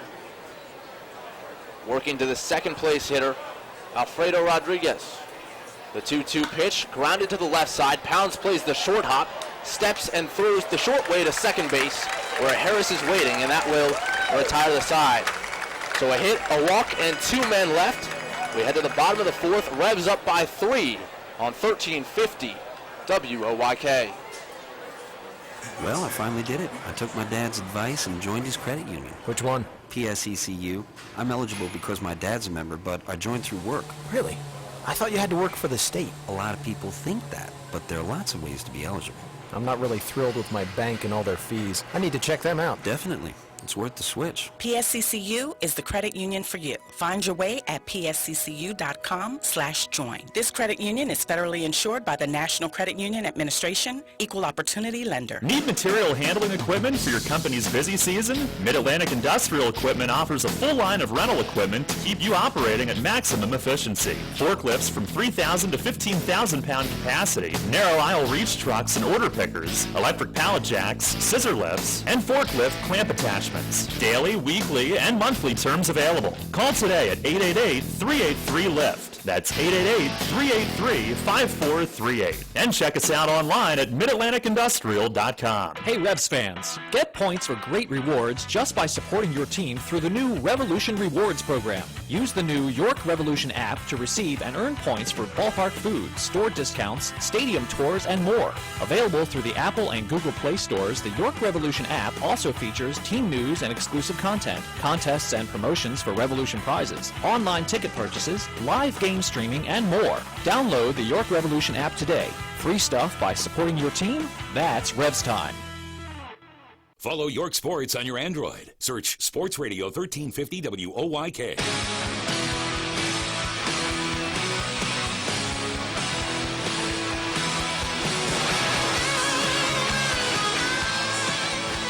Alongside Daryl Henry, I'm Matt President as we welcome you back to Peoples Bank Park here on a beautiful night to start off the home campaign. Mitch Atkins back to work. He will face Jared Mitchell, Travis Witherspoon on the top of the order. The Revs out in front 5-2. 5 runs all scored in the first inning, when York sent 1 through 9 to the plate. Jared Mitchell, a big part of that as he digs in. He hit a high fly ball to deep left center field. And Darren Ford collided with his counterpart in left, Eggleston. The ball popping out. And it ended up being a triple as Mitchell pushes the bunt third base slide. A sliding pickup by Atkins onto first for out number 1. Talk about fielding your position.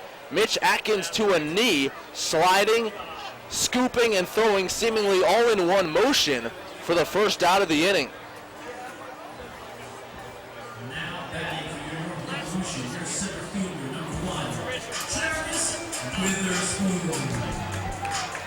So Travis Witherspoon now will come to bat. Travis trying to break out of a bit of a slump to start the season. Had his second hit of the year yesterday at Southern Maryland.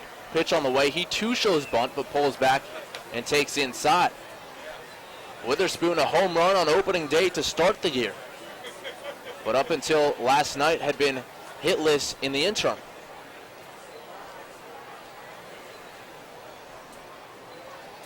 So he's batting 118 coming into play. Struck out in the first, and now he hits a high skyscraper left side of the infield, back of third. Rodriguez, the shortstop, onto the outfield grass.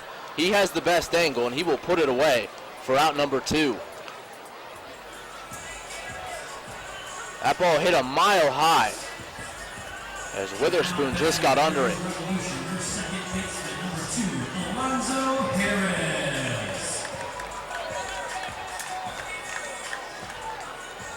So back to the top of the lineup now, and Alonzo Harris. Once again with the pants all the way down. We'll keep you posted on that. Once again, he started with the socks displayed and his fancy new Converse baseball cleats. He takes all the way and watches a fastball in there for strike 1. He tweeted out a picture of those cleats pregame today, crediting Custom Cleats Inc. for the work they did. Pitch on the way, and there's a called strike. Fastball on the outside corner. As they turn those cleats from just regular shoes into baseball spikes. Atkins ahead 0-2 and breaks off a slider that's in the dirt. 1-2 now the count to the Revs leadoff hitter. Atkins was really going heavy with the off-speed stuff, but in this at-bat got ahead of Harris with back-to-back fastballs before that waste pitch. The 1-2 delivery on the way, another slider in the dirt, and Harris works it back even, 2 balls and 2 strikes.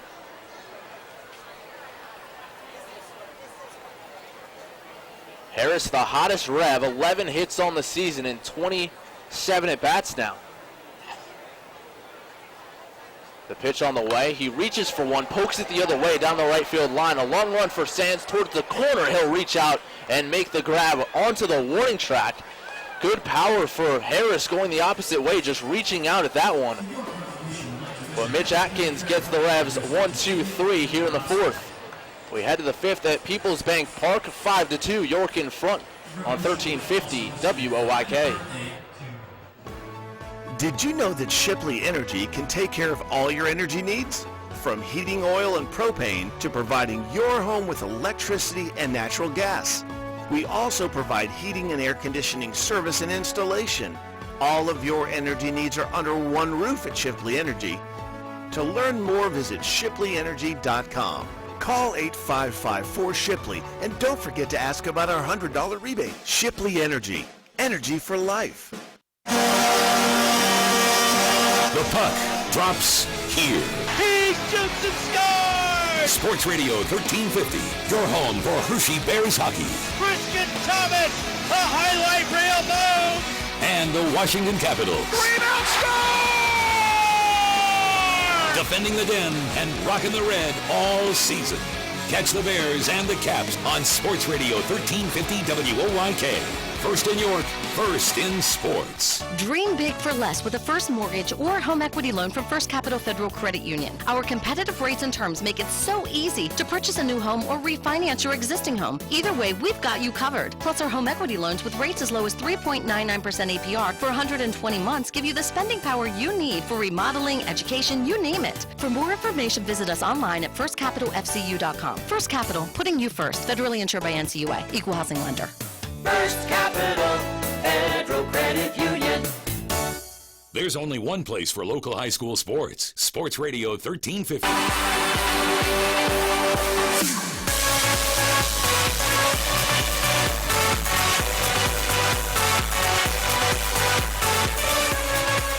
Janice back out there, Revs ahead by 3.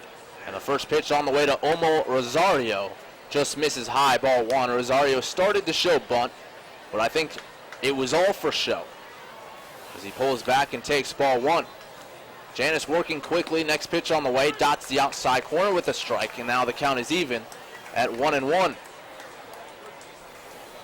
Janice up to 79 pitches on the evening. He threw 71 in his first start of the season. And the pitch on the way, grounded to the left side. Back in the hole is Franco. The lob throw across in time. A bit of a flashy play there for Angel Franco as he backed up played it forehand and then dropped his elbow low and slinged it across to Burgess. 1 up, 1 down here in the 5th.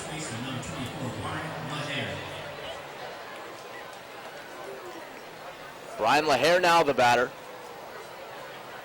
And perhaps Franco a bit shaken up after that one as Chong will go out there. Jose Constanza, the left fielder, coming in. It looked a bit awkward. Usually you'd see a shortstop try to make a backhand play on that ball, but he kind of jumped backwards to field it. And perhaps the awkward throw a part of the problem as well, or a product of that. Meanwhile, mentioning Janice's pitch count, a righty up and loosening for the Revs in their bullpen, it's Tyrell Harris.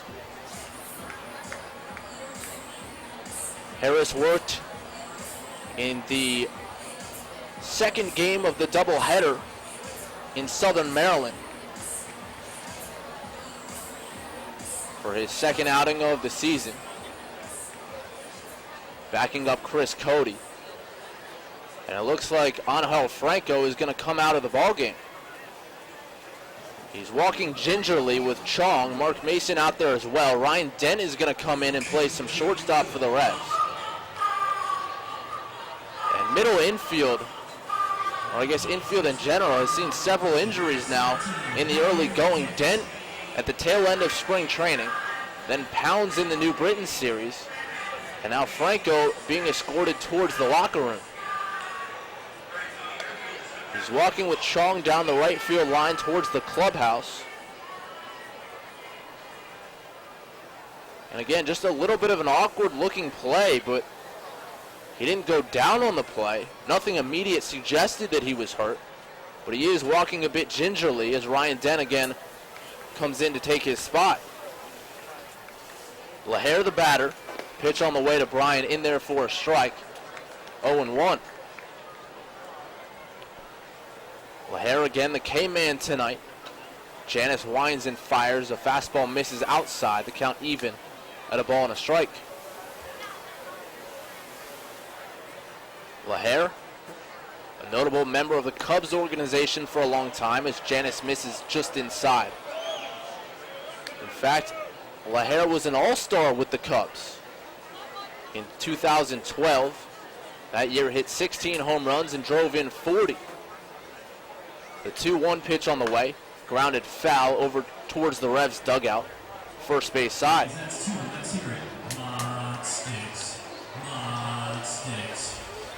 So now with 2 strikes on LaHare, the chance breakout here at the bank.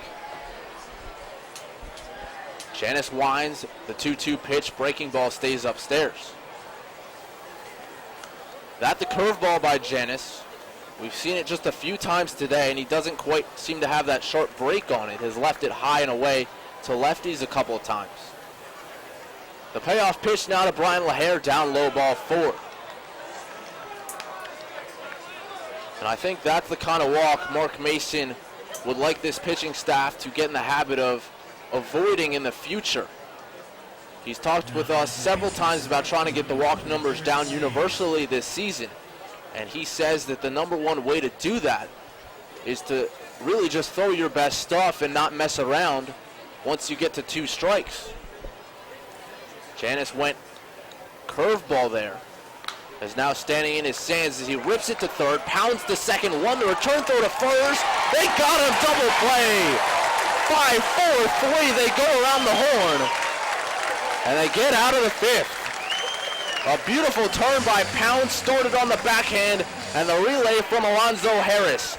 Halfway home in York, it's 5-2 Revs on 1350 WOYK. Hey, it's the good-looking genius at Broadway Transmission. You know what really grinds my gears? Perfectly good cars being thrown away just because the transmission went bad. My mind slips into overdrive when someone says, I'll just get a new car before I spend that kind of money on a transmission. What? According to Kelley Blue Book, the average price of a new car is $32,000. Now you're going to finance that, right? There's another $6,000 to $8,000. And if you drive it off the showroom floor, it loses 20% of its value immediately. Don't forget, you also have to pay sales tax, higher insurance rates, title and registration fees, and come up with $600, $700, $800 a month depending on your interest rates. for 5 years. And remember, you will still have to pay for the upkeep of the car. Brakes, tires, wipers, fluids, etc. Stop! Trade your transmission, not your car. Thanks, good-looking genius. You're welcome, ma'am. Broadway Transmission. We'll get your shift together and save you all that dough. Visit us on the web at BroadwayTrans.com or stop in and see how it's done. Does your wealth advisor know how you take your coffee? At Smith, Mayer & Little Wealth Advisory Group, we genuinely get to know our clients, from their interests, goals, and dreams, right down to how they like their coffee. By understanding our clients on a personal level, we help them make wise financial decisions. In us, you will find a trusted confidant dedicated to your financial success. Smith, Mayer & Little, a wealth of knowledge about wealth. Get to know us over a cup of coffee or visit us at financialjava.com. Janney Montgomery Scott LLC, member NYSE, FINRA, and SIPC.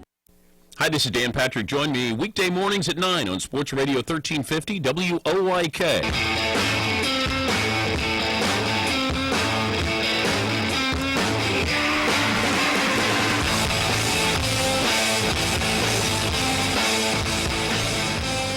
Back here at Peoples Bank Park, Revs on top by 3. 5 runs on 5 hits for the Revolution, 2 runs on 5 hits, and an error for the Patriots. Mitch Atkins still on here for the 5th. It'll be Jose Constanza, Joel Guzman, and Mike Burgess for the Revs, 2, 3, and 4 in the order. 5 runs on 4 hits in the first inning given up by Atkins. Since then, just 1 base runner. A single by Franco, who since has left with an apparent injury. Constanza digs in from the left side. The first pitch on the way. Fastball misses up and away. Constanza, another guy just trying to get going here for the Revs. 2 hits in 17 trips to begin the year. And the fastball misses outside from Atkins, ball 2. He had a nice single in the game yesterday, slapping it by the third baseman, Patrick Palmero. A slap hitting style from the left side, the pitch on the way. A check swing and he went around. Couldn't hold back as he tried to lay off the fastball off the outside edge, and I now think he's checking with David Shirk behind the plate to see if, had he not gone, it would have been called a strike. 2-1 the count on him, and the pitch on the way, and that's a strike. Almost the identical spot to the one he went around on, so perhaps indeed it would have been a called strike anyway, and now the count even up at 2 balls and 2 strikes. The 2-2 offering on the way, down low, ball 3. This time Constanza able to lay off.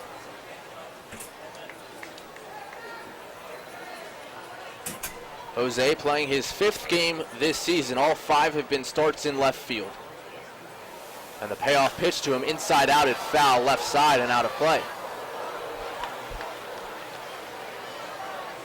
The infield back on Constanza. Outfield played a little bit the opposite way as Chris Grayson in center is left of the second base bag.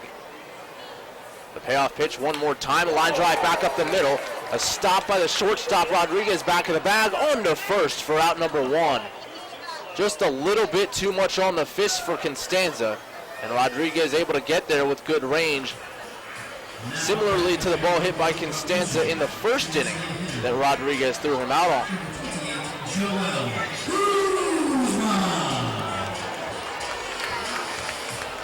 So 5 in a row now retired by Atkins.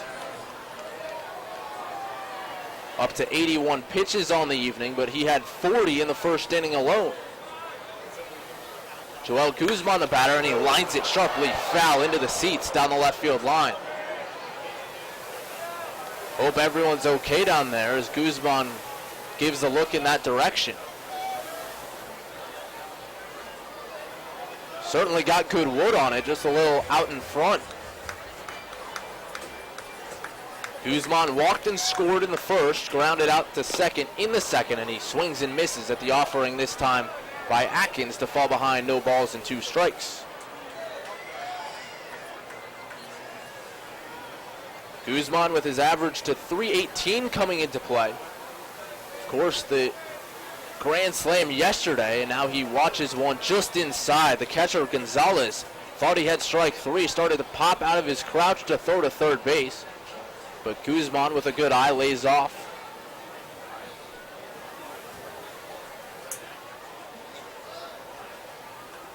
One ball and two strikes, the pitch on the way, and that misses down and away with the fastball.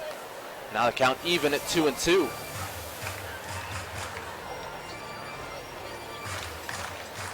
Guzman also a 3-hit performance in the first game of the doubleheader on Wednesday. Pitch on the way and outside again, ball 3. So from 0-2, Joel has worked it full to 3-2. Second consecutive batter that Atkins has faced with a full count. The righty ready, kicks and delivers, and Guzman swings and misses. So he worked it back full and then came up empty. Perhaps a little bit of a tip into the glove. I couldn't quite tell. It sounded like something. But either way, a strikeout for Atkins, his 7th of the ball game.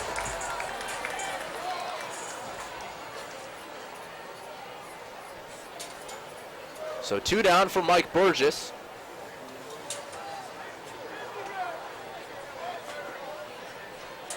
Lefty against the righty Atkins, who comes home with the first pitch breaking ball. Burgess rolls over it to first. Laher up with it on 2 hops and takes it to the bag unassisted to retire the side. 7 in a row retired by Atkins as he settled in nicely in the middle innings. Revs still up 5-2 on 1350 WOYK. Rise and shine. Here at Mr. Car Wash, we inspire people to shine every day. Our customers, communities, and employees play an important role in achieving these moments of inspiration. Take your car to one of our locations in York, Ephrata, Lancaster, and Reading, including 3 lube centers. Want to have your car shine daily? Join our Unlimited Wash Club, starting at just $23.95 a month with no long-term contract. Mr. Car Wash. Communities sparkle when everyone shines. Facing a legal issue can be a frightening time. What's my course of action? How do I know who to call? Fortunately, the York County Bar Association makes it easy. Now, you only need to make one call to find the right lawyer for you. Call the York County Bar Association and let us help you find the right lawyer with our Attorney Connection Lawyer Referral Service. Just call 854-8755 or visit yorkbar.com. Don't hesitate in getting the help you need.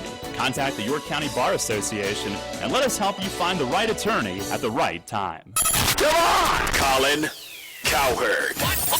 Steph Curry won a unanimous MVP. And I do feel there's an anti-LeBron movement to some degree. And who votes on the MVP? Sports writers. Often 5'8", 5'7", 5'9". They're small like Steph Curry. They relate to Steph. They don't like LeBron. LeBron's big and powerful. This is The Herd with Colin Cowherd. I'm blowing everything up. We're starting weekdays at 3 on Sports Radio 1350 WOYK. All about local sports. Sports Radio 1350 WOYK.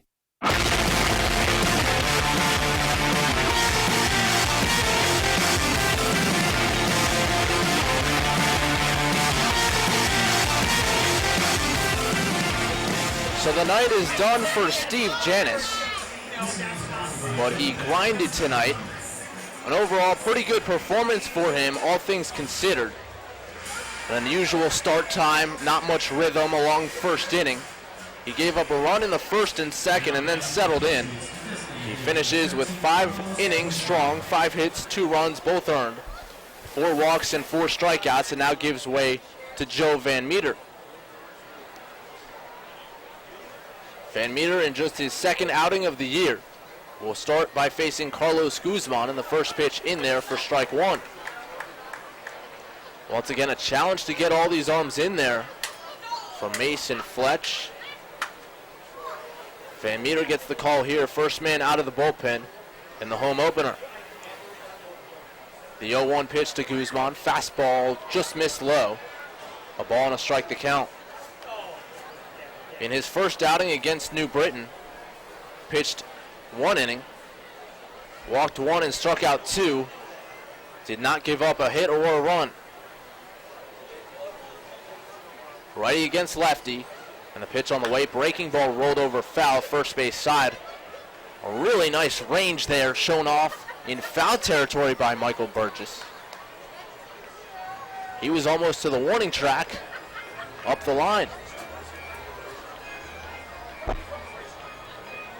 So Van Meter gets ahead, 1 ball and 2 strikes.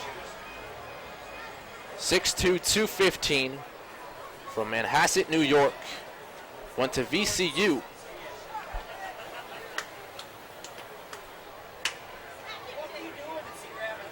The 1-2 pitch on the way, swing and a miss. Tied up Guzman on the inside corner, and Van Meter strikes out the first batter he sees here, 1 away in the 6th. Well, Matt, he was coming back from injury early last season. He finally got some mound time with Southern Maryland late last year, but his stuff is really good, and I think the Revs and the coaching staff are really excited to see what he can do. Another guy that comes at you from a bit of a different angle. A high leg kick, leans back, as he does here, delivering a first pitch strike to Jovan Gonzalez to get ahead 0-1. Gonzalez, the man who hit the walk-off home run on opening night for the Patriots. Pitch on the way, breaking ball, grounded to third, pounds the backhand stab, and on to first, a little high, but Burgess toes the bag nicely for out number 2.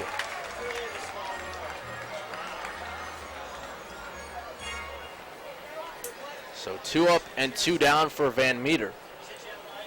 I mentioned he went to VCU, and it was Joe Van Meter's Twitter account, Darryl, that notified me that the Colts had signed VCU basketball player Mo Alley Cox. Well, good thing you followed him then. I don't know what to follow Adam Schefter for if I'm getting this stuff from Joe Van Meter. Pitch on the way to Eggleston in there for strike 1. And you always hear that stereotype that big basketball players convert to tight ends, but the Colts going after another one.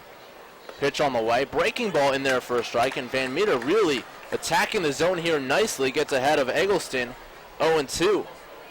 I could hear Michael Burgess a couple seats back last night talking about who Tampa Bay was going to take. Everybody was following that.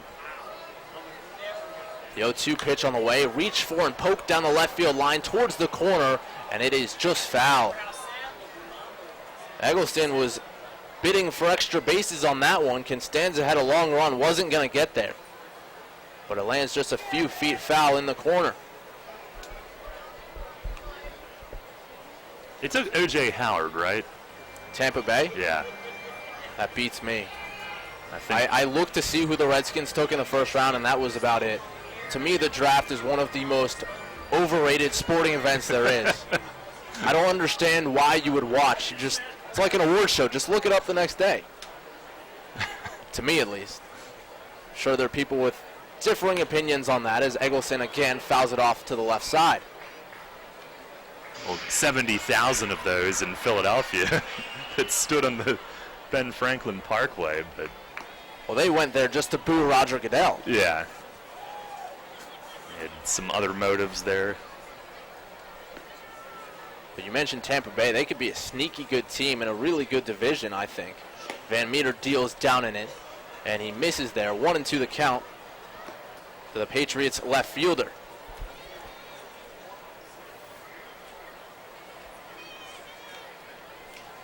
Van Meter sets ahead 1-2 and comes home, and Eggleston again spoils it.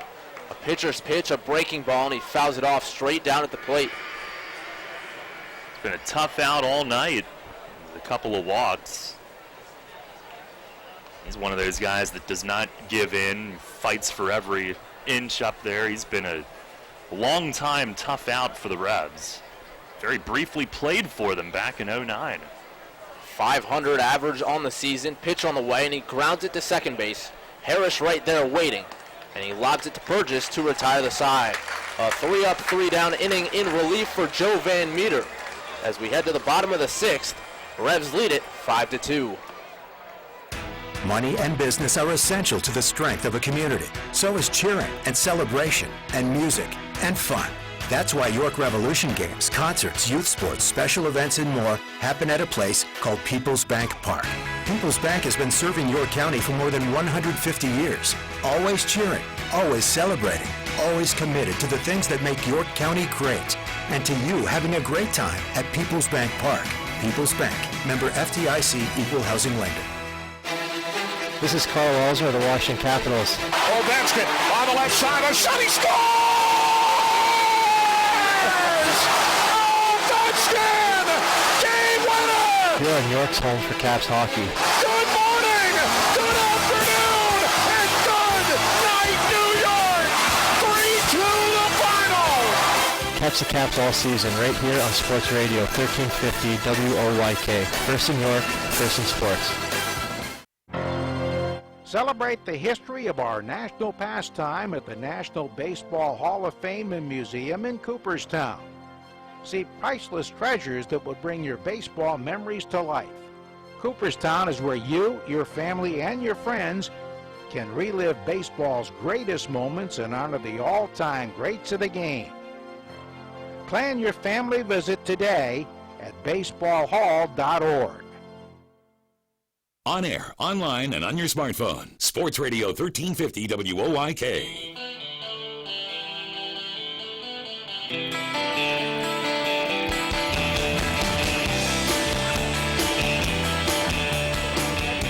Back here at People's Bank Park, a perfect night to open the 2017 season.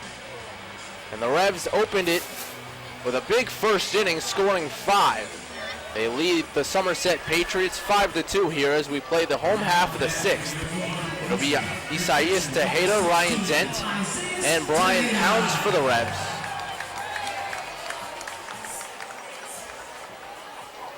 Five, 6, and 7 in the order. Atkins still on. He's now at 88 pitches in a really gutsy outing for him, Darryl. 40 pitches, 5 earned runs in the first inning. And since then, nothing. The pitch on the way to Tejeda, down and away with the fastball for ball 1. Yes, it is a good thing that they got to him early. 13 of the last 14 he's set down. A lone exception, Angel Franco. Pitch to Tejeda, swinging a foul ball down the left field line. Oh, they call it fair. Rounding first and digging for 2 is Tejeda. Throw back in, the tag not in time. He's in there with a double. I will say it was straighter than it looked, but I do think that landed in foul territory. A close play down the left field line. Well, I was surprised. Yeah, Sommerset, the relievers were, I thought when I saw it land that it was fair, but when it left the bat, I certainly thought it was going to be foul. And their relievers were trying to plead for it to be a foul ball, but he really stayed inside of that ball and kept it straight as an arrow down the line. So the Revs get the leadoff man on here in the 6th against Atkins. And Dent, with his first plate appearance here this evening, takes a strike on the outside corner. Dent replacing Franco, who left with an injury last inning on a ground ball to shortstop. The 0-1 to Dent. Breaking ball misses down and away. Count even at 1-1. Dent, a versatile guy, can play any of the infield positions, so he slots right in at shortstop, no problem there.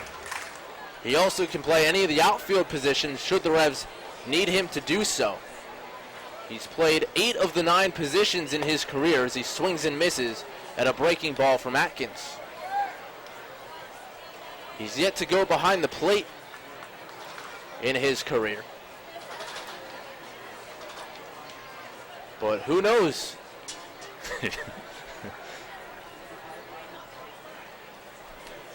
1-2 the count.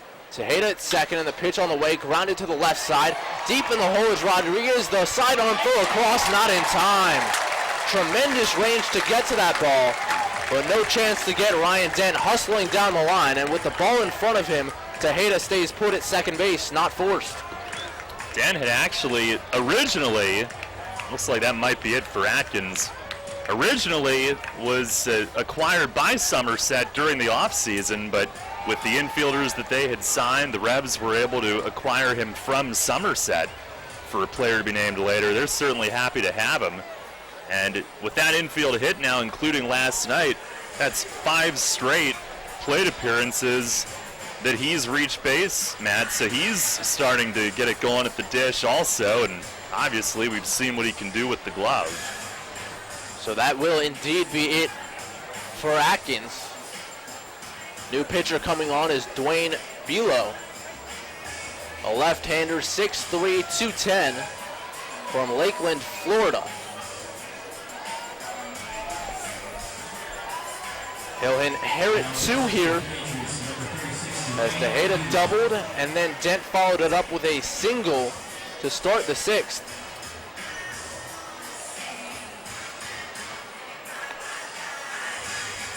Almost, well, to this point, all of the damage done in that first inning. And then Atkins, I mean, we saw him pitch his game for those next 4.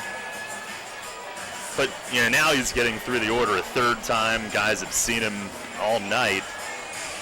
And a little something going. Brett Jody tried to get as much as he could out of him, and maybe being down 3 runs on the road, he leaves him out there a little bit longer, try to see how far he can go. But credit him. I mean, after that it was a 40-pitch first inning, and he ends the night at 94 getting into the 6th. A lot of managers may have pulled him right then and there in the first inning and made it a night for the bullpen, and that easily sets the team back. Instead, Atkins flushes the first inning, goes out there, and innings 2 through 5 allows just 1 base runner before 2 get on to start the 6th. So Brian Pounds up with 2 men on. Pounds an RBI single his first time up. He's 1 for 2. Corners of the infield in for Sommerset, and the first pitch swung and a missed. Pounds chased the high fastball for strike 1.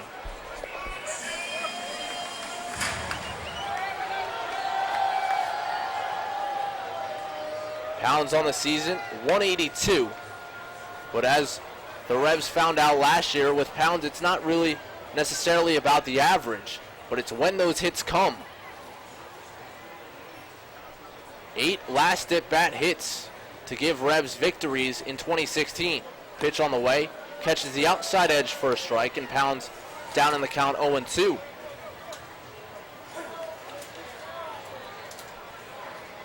An RBI single in this one, a gutsy at-bat after fouling a pitch off himself and then grounding out for an RBI back in New Britain. He'd certainly like that average to be higher, and of course it's still early. He's hit the ball hard many times. But for him, it's about driving in runs. The 0-2 pitch on the way.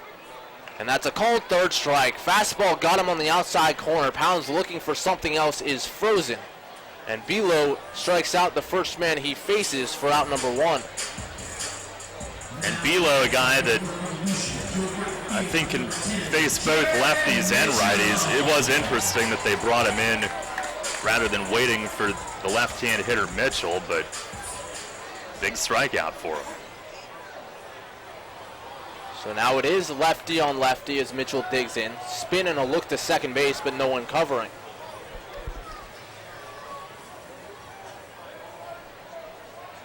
Mitchell with his first triple of the season in that big first inning. Him and Alonzo Harris each with triples in the first week plus of play.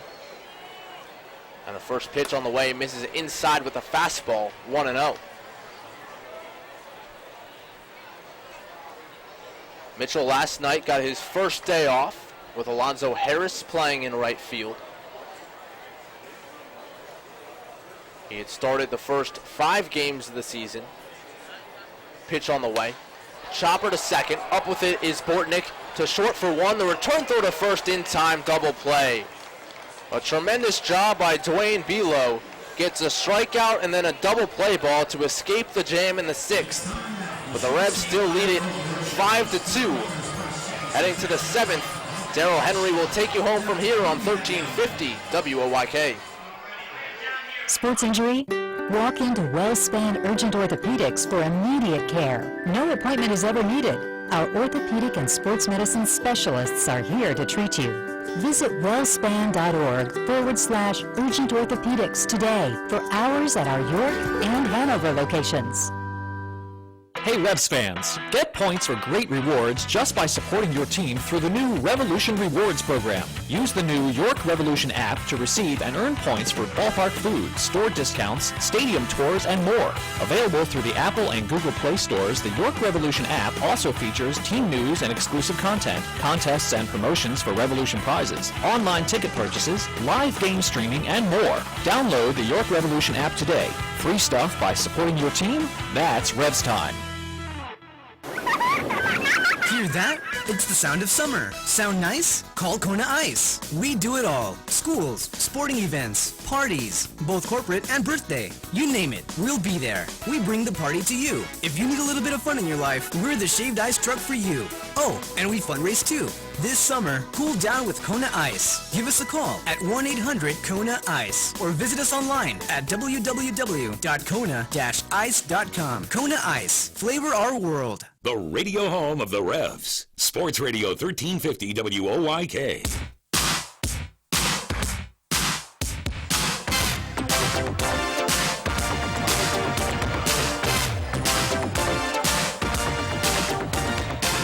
Head of the seventh, Revs a 5-2 lead here in the home opener.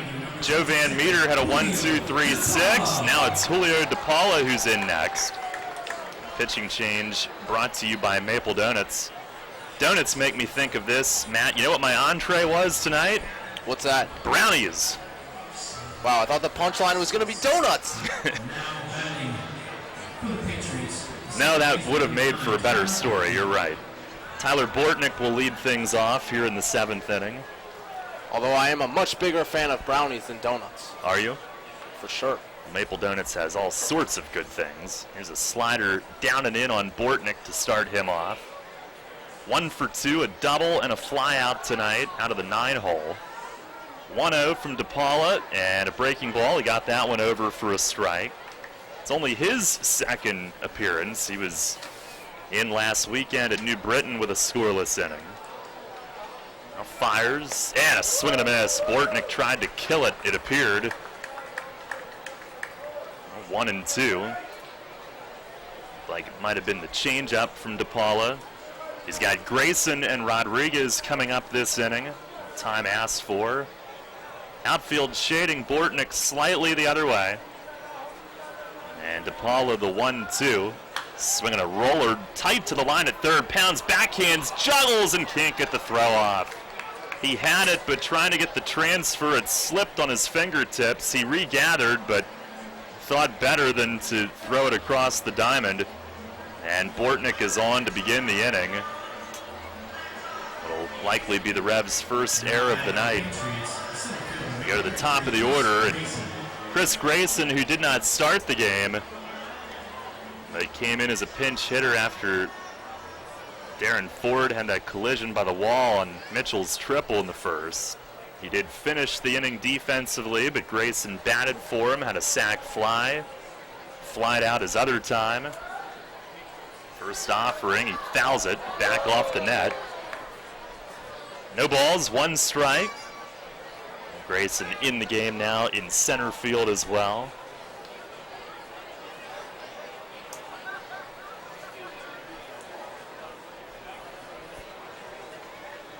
DePaula, the fifth-year Rev, and a move to first. Bortnick dives back.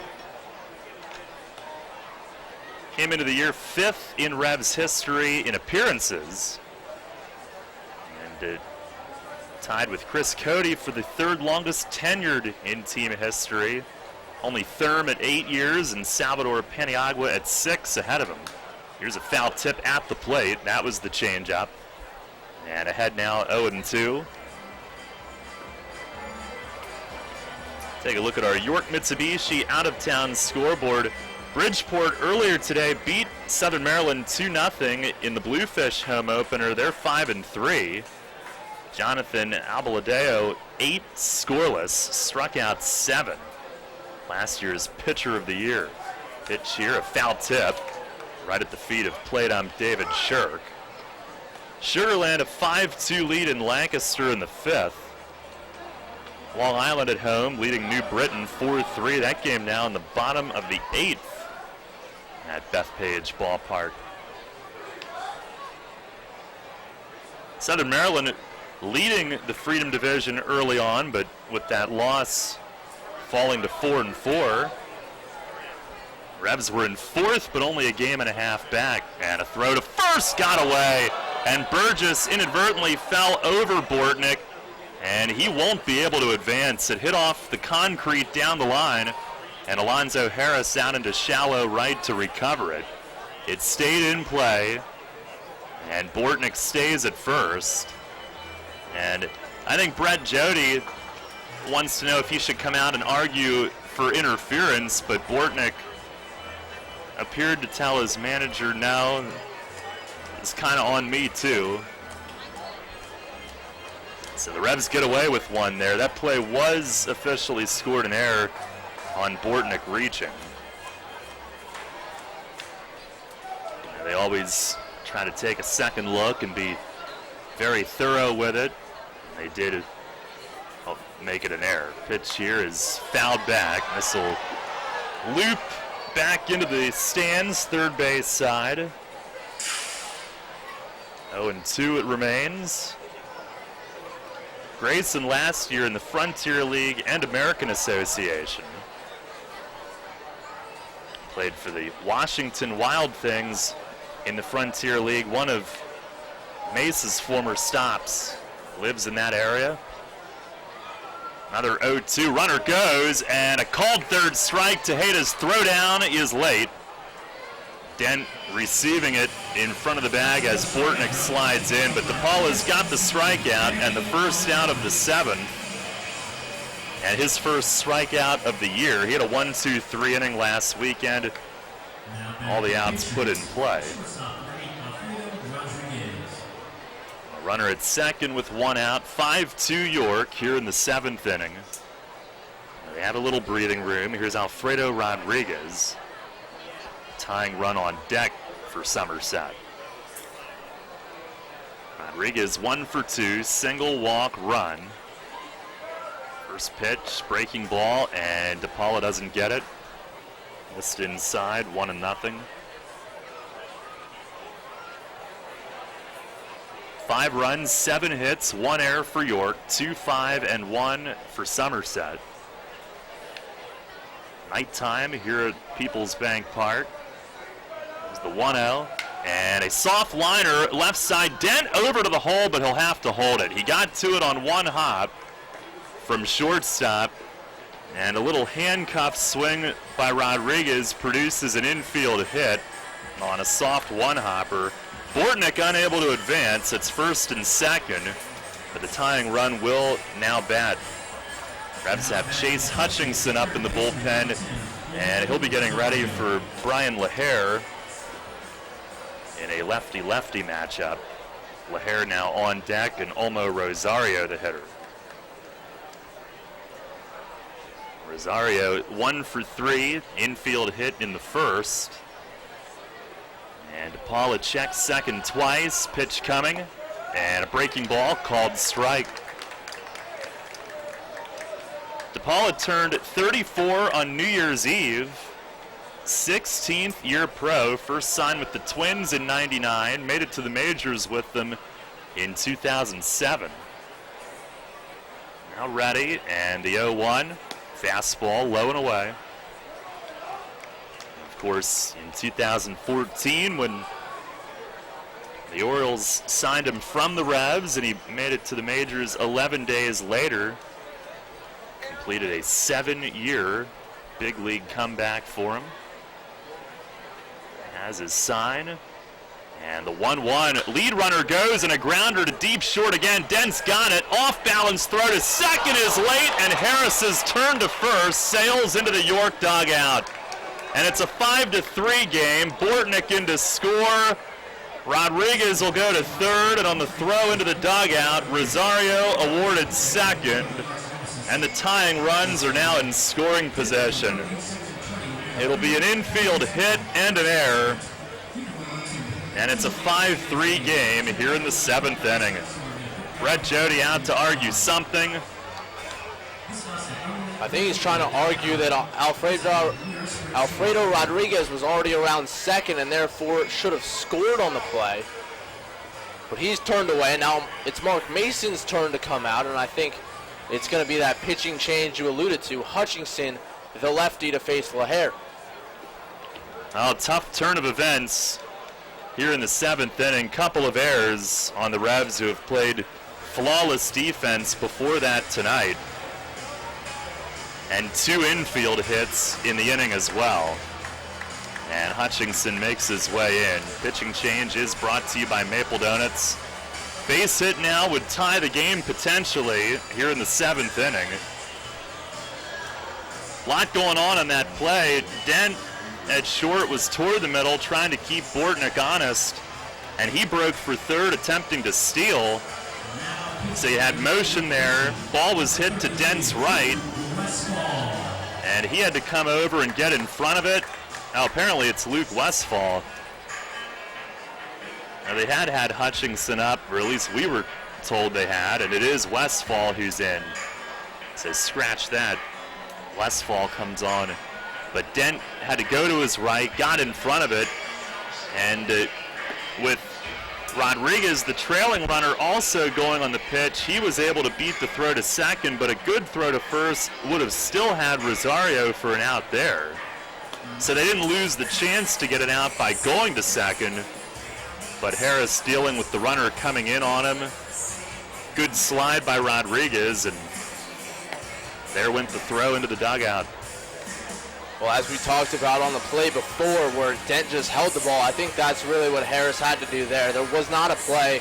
Dent went to second because he had a better shot at getting the lead runner than the trailing runner, but that ball was not hit hard, and as you mentioned, because he had started towards the base to steal, his route to the ball was not direct, and really an ill-advised throw to try to get the runner at first, and it results in a run. So now a big spot. Second and third with one out. Lefty against lefty facing LaHare, who got off to a slow start the first week, but had an RBI single in the first tonight, 1 for 2 with a walk. And while Westphal finishes up, we'll pause for station identification. This is Revolution Radio. First in York, first in sports. Your only local sports station. The new Sports Radio 1350, WOYK, York, Pennsylvania. A second and third, one out. 1 run home here in the 7th inning, a 5-3 York lead. And Westphal against LaHare. Westphal in his 4th outing. He's gone 3 scoreless innings with 1 hit, 3 walks, 4 Ks, his overall numbers. And here we go. From the stretch, his first pitch, a breaking ball down low. Jerry Sands, a righty on deck. If the inning goes longer than that, Carlos Guzman, another lefty, so 2 of the next 3 are left-handed. 1-0, and a breaking ball hit high in the air, right field, fairly deep, but Mitchell's going to have room. This will score a run. He waits, he squeezes it. Tagging is Rodriguez. He'll come home, and Mitchell airs it out on 1 hop to third, but Rosario advances there. Now the tying run now at third base. It's a 1-run game, 5-4. LaHare drives in his 2nd of the night. Fortunately, they keep him in the park because he had quite the swing on that. He did. He got just under it. I mean, he really crushed that. Mitchell just in front of the warning track in right. So that ball hung up there a long, long time. A Sommerset within a run. Here's Jerry Sands. The tying run at third, 2 outs. And the first pitch, a backdoor cut and a called strike. Technically a slider that Westphal throws. Sands 0 for 3, 2 strikeouts and a double play tonight. Shading him the other way. The 0-1, and it's down low. Tejeda drops down to his knees, makes sure he stays in front. Stanza in left is very deep, but of course with the big wall back there, there isn't a ton of room to back up any further. There's the stretch, the 1-1. Fastball, ooh, close at 94 on the stadium gun. Inside, it's 2 balls and a strike. He had thrown a couple of sliders to start the at-bat. And then that fastball popped. The 2-1 slider, swing and a miss. So now what might he do? 2 balls, 2 strikes, trying to end the inning and keep his team in front. I like going right back to that slider down and in. Tejeda puts down the numbers, the stretch, the 2-2. Fastball got him, swing and a miss. He struck him out. Sands fires the bat down, slams the helmet, and Luke Westfall preserves the lead. Tying run left at third, 2 runs in the inning unearned. 2 infield hits, 2 errors, 1 left. 7th inning stretch in the home opener. It's the Revs 5 and the Patriots 4. Ready to upgrade your home? Hakes Home Furnishings is the place to go. Family owned and operated for over 40 years, Hakes is your home for quality furniture and the best customer service. From bedding to dining, Hakes carries over 30 different brands to accommodate every furnishing need. All great quality and at a guaranteed price. Visit us at 2200 Carlisle Road in York, online at hakehomefurnishing.com, or call us at 717-767-9068 and let one of our outstanding representatives upgrade your home today.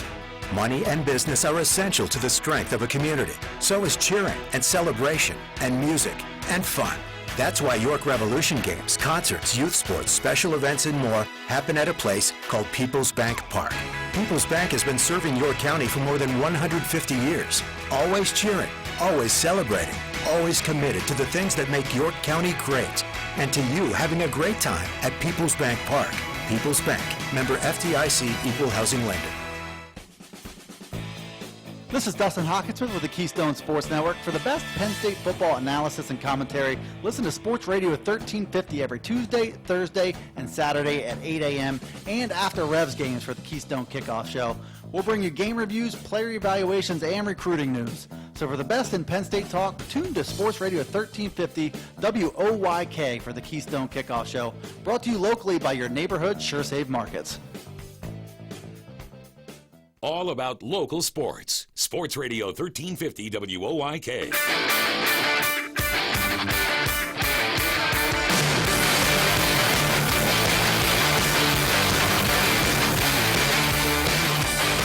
Revs remain in front. Lead is 1 run, 5-4, bottom 7. Travis Witherspoon to lead off. Dwayne Below stays in. Lefty's first pitch is high. Witherspoon a strikeout and a pop-up tonight. Trying to get his early season going. Out of the stretch, the lefty works. And a fastball strike over the outer edge. Atkins went 5+, giving up 5 runs, all in the first. 2 walks, 6 Ks, 7 hits. 1-1, and a swing and a miss, a changeup. Witherspoon unable to stay back. Below came in with first and second, no outs last inning. Revs had a chance to, only the 6th, but maybe really lock it down, and Below got a strikeout and a double play. Here's a chopper hit to short. Rodriguez coming on near the bag, fires to first, and that's out number 1. On tonight's game, brought to you in part by Isaacs, Sheets, Ace Distributing, and Stambaugh Plumbing and Heating. Home opener here at People's Bank Park tonight. That's a 5-4 lead here in the bottom of the 7th. Here's Alonzo Harris at the top of the order, 1 for 3. Singled, stole a base, scored in the first inning. Setting the table to start the year here at home. And first pitch is up a little bit.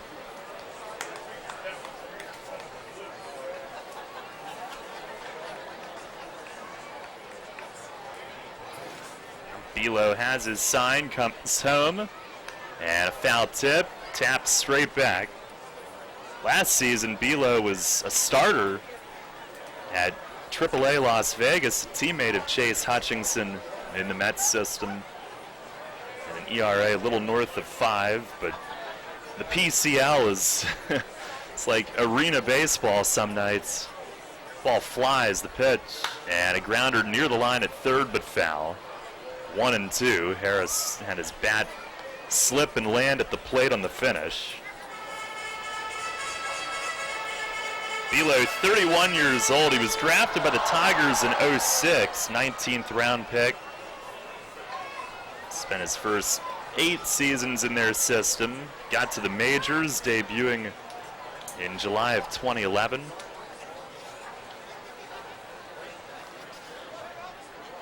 Same draft in which the Tigers took Chris Cody in the 8th round in 06. 1-2. Swinging a bouncer foul over to the Patriot dugout. 43 big league appearances for Belo with the Tigers and the Marlins. Most recently 2013 with the Fish. 2012 with Detroit, he had a really good year. He deals, and a swing and a foul tip into the catcher's mitt. And he has a strikeout, 2 down here in the 7th inning. Second strikeout, 2 Ks and 2 groundouts, including a double play for the lefty. 2012, he had an ERA in the 3s in 27 games with Detroit. He grew up an hour from Detroit in Britain, Michigan. Here's Jose Constanza with the bases empty. And he takes all the way, a first pitch strike. Sommerset in the 8th will have 6, 7, and 8 due up. 2 of those 3 lefties. Looks like it'll still be Westfall. And Constanza creeping up. Took a little half chop at it and swung through it. Thinking about an in-between bunt swing there, Ichiro style, but came up empty. Might have been fooled on it. The 0-2, and he pokes it on the ground at third base. Right there is Rosario, though, and fires across to first to end the inning. 1-2-3, 7th, and Belo has been perfect in 2 innings in relief. It's on to the 8th. Rebs lead it 5-4. Mid-Atlantic Industrial Equipment offers quality material handling equipment and services. Along with a full line of Unicarriers and Komatsu forklifts, you'll find Genie aerial lifts, IPC Eagle floor scrubbers, and Penalift loading dock equipment. Mid-Atlantic can provide rentals, pre-owned equipment, service, and replacement parts for most makes. When you need the best for your business, call Mid-Atlantic Industrial Equipment at 888-383-LIFT. That's 888-383-5438, or online at MidAtlanticIndustrial.com. One of downtown York's newest gems, Revival Social Club is the place to be to spice up your cuisine. From carefully constructed cocktails to hand-picked produce and everything in between, Revival offers an imaginative, globally inspired menu, great for happy hour, a nice dinner with the family, or reserve our space for a private party or corporate lunch. Stop by and experience our creative dining. That's Revival Social Club, 19 North George Street in York, or check us out online at revivalsocialclubyork.com. This is Carl Walzer of the Washington Capitals. Ovechkin on the left side, a shot, he scores! Ovechkin! Game winner! Here on York's home for Caps hockey. Good morning, good afternoon, and good night, New York! 3-2 the final! Catch the Caps all season right here on Sports Radio 1350 WOYK. First in York, first in sports. Your teams all the time. For zone replays for local sports. Sports Radio 1350 WOYK.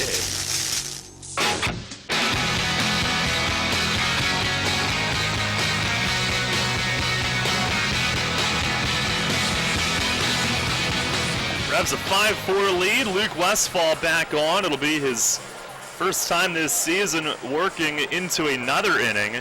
Got the final 2 outs in the 7th, and with 2 of the 3 due this inning left-handed. He'll stay on for the 8th. 5-4 the lead, trying to protect it. Here in the home opener tonight, Carlos Guzman leading off. 2 ground outs and a strikeout from him. Westfall ready to go. And winds and fires and pours a strike across at 94. 0-1. Gave up an inherited run on the sac fly last inning, but with second and third one out, kept the lead intact. Here's the 0-1. And a swing and a miss. He powered it right past him. Throwing the ball really well here early this season. Janis went 5 innings, 2 runs. Van Meter a scoreless 6. DePaula 2 unearned in the 7th. Westfall finished it. Here's the 0-2. And a line drive, and he caught it! Carlos Guzman hit a bullet back to the mound. And Westfall in self-defense ducked to the side, reached up, and speared it. Good night. One away here in the top of the 8th. And that was scary, but it's out number 1. Oh, man. Tejeda out to give him a minute and make sure he's okay. Maybe the glove hand or the underpants.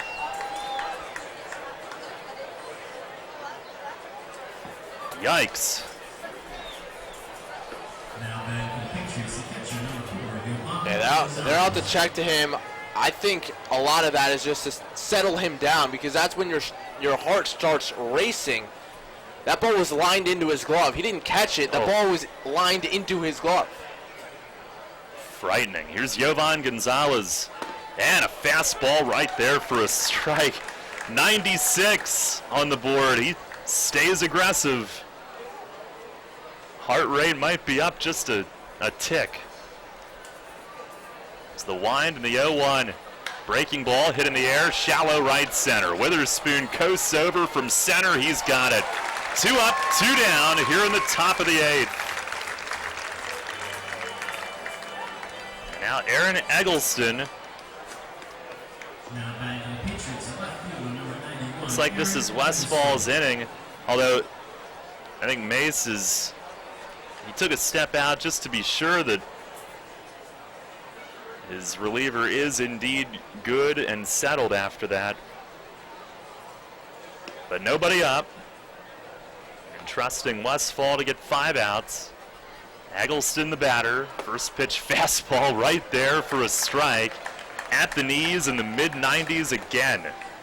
Well, some really good relief performances here today, Darryl. You talked about Van Meter, 3 up, 3 down. DePaula just a couple infield singles. His line not so great, unfortunately, the errors. 0-1, and a fly ball, left center field. Witherspoon on the move, and he's going to run this one down. 1, 2, 3, top of the 8th for Luke Westfall. Hit fairly deep, but Witherspoon tracks it down. Westfall 5 up, 5 down, and a frightening catch on a line drive to begin the inning. He finishes it off in order. We go to the bottom of the 8th. Rebs lead the home opener 5-4. If you are facing retirement decisions, Smith, Mayer & Little Wealth Advisory Group can develop a customized retirement income plan. As specialists in retirement planning, we will guide you on Social Security benefits, 401k and retirement plan rollovers, pension choices, and distribution options. We can explain employer benefit plans and retirement systems such as PESERS and TIACREF. Smith, Mayer & Little, a wealth of knowledge about wealth. Get to know us over a cup of coffee or visit us at financialjava.com. Janney Montgomery Scott LLC, member NYSE, FINRA, and SIPC. This is the Dan Patrick Show. I just like to say that y'all rock, man. Everybody benefits off Steph Curry. Really incredible. Now, Draymond Green, you know I love, and he's probably the MVP of the team. But without Steph Curry, Draymond Green is not this kind of player. Good player, but not this kind of player. Klay Thompson, he would be a very good shooter for another team. But the style and having Steph Curry changes everything. Dan Patrick. Mornings at 9 on Sports Radio 1350 WOIK. This is Dustin Hawkinsmith with the Keystone Sports Network. For the best Penn State football analysis and commentary, listen to Sports Radio 1350 every Tuesday, Thursday, and Saturday at 8 a.m. and after Revs games for the Keystone Kickoff Show. We'll bring you game reviews, player evaluations, and recruiting news. So for the best in Penn State talk, tune to Sports Radio 1350 WOYK for the Keystone Kickoff Show. Brought to you locally by your neighborhood SureSave Markets. The Revolution plays here. Sports Radio 1350 WOYK.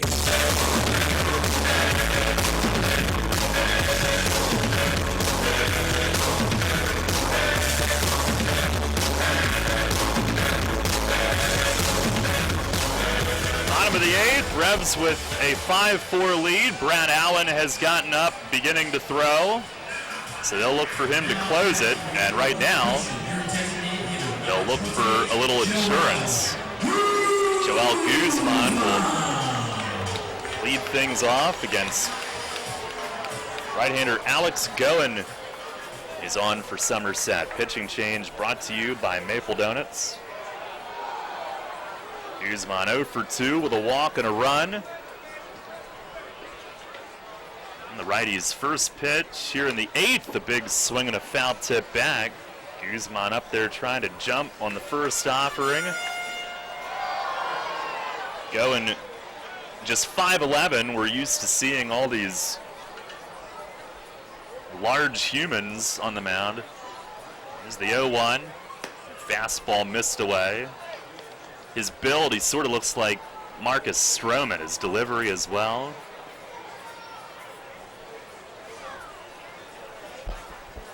Winds and deals. And a chopper right side. Bortnick has to range over from second. He'll have time though. The short throw to first is there, and that's out number 1.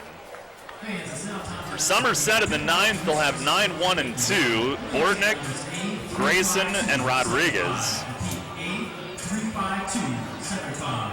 Well, Dale, we finished up last inning talking about the Revs relievers. What a job by Dwayne Below. He comes in with nobody out, 2 men on, goes strikeout, double play, and then goes 3 up, 3 down in the next inning. They've kept them in it. Here's Michael Burgess, and a sinking fastball dipped a little low. Burgess 0 for 2 with a walk and a run. Going winds and fires, and that's low. But Allen, who finished last night's game, he'll go back-to-back nights and look for his first save opportunity and the Revs' first save of the year. Here's a foul the other way, left side, and hello Arch Street. Man, did that take off. Out of sight.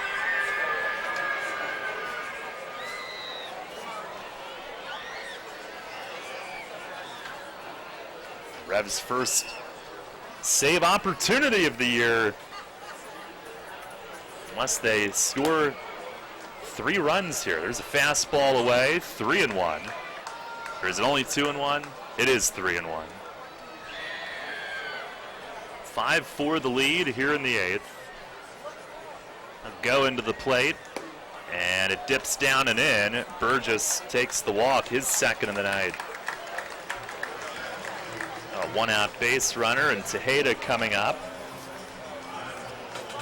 Revs baseball brought to you in part by Hatfield, York Water Company, Brickers, Pizza Box and Hoagie Shop, York Volkswagen, Penn State York, and Wolf's Bus Lines.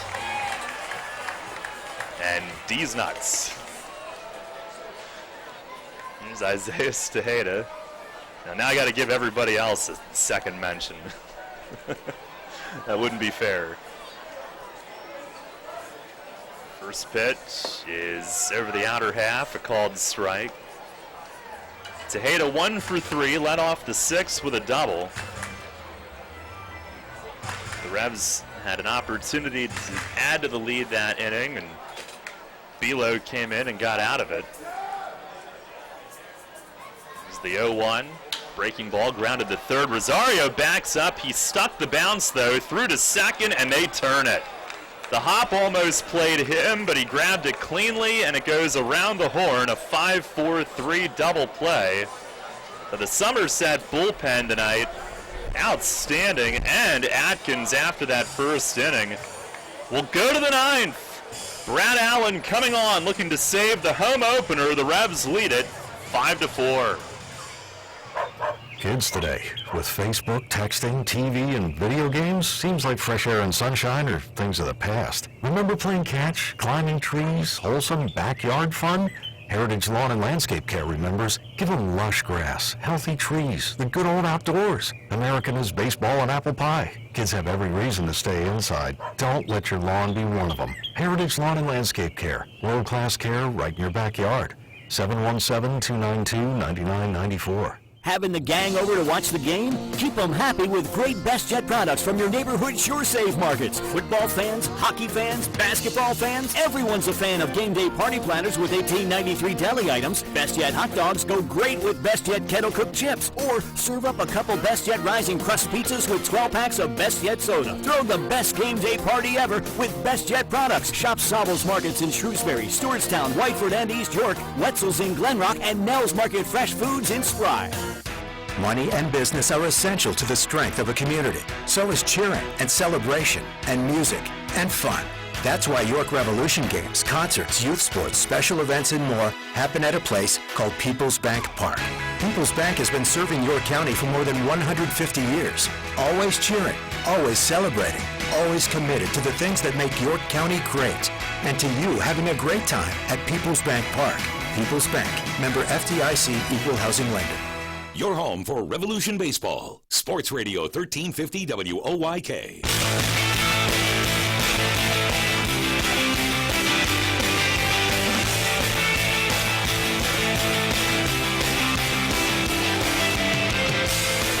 Brad Allen looking for the Revs' first save of the year.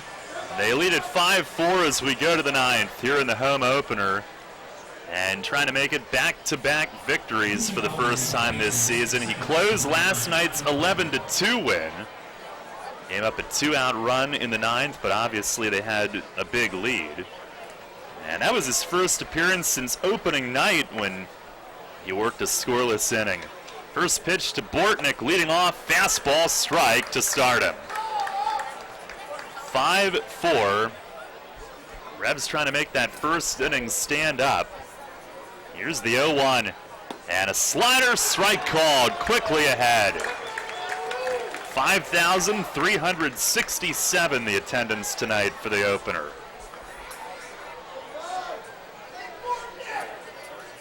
Here's the wind and the 0-2 slider down low. Went out of the zone with it. Bortnick 1 for 3, doubled early, reached on an error, stole a base and scored in the 7th. Luke Westfall came up huge, 5 up, 5 down. And Allen delivers. Down and in. 2 balls and 2 strikes. He's got a fastball upwards of 93. A cutter, which can look like a slider, and a changeup. Now delivers. Swing and a miss. He struck him out. Fastball at 92. Brad Allen tonight looking for his first career save. Been a starter at times in his career or other relief roles, but never's been a closer. He certainly has the stuff to do it. Here's Chris Grayson, who's 0 for 2 with a sac fly when he pinch hit for Darren Ford back in the second inning. And Allen the pitch. Swing and a little tapper hit softly toward the first base line. Allen picks up, tags him out. Grayson tried to sidestep him and could not.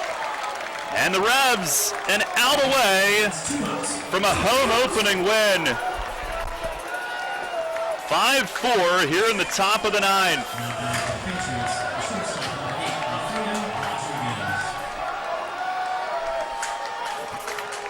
Alfredo Rodriguez, the last man in the way. Allen delivers. And a fastball called strike. 0-1 the count. He winds, he fires. Swinging a bouncer foul off the front of the Patriot dugout. And the Revs a strike away. Fans come to their feet here at Peoples Bank Park.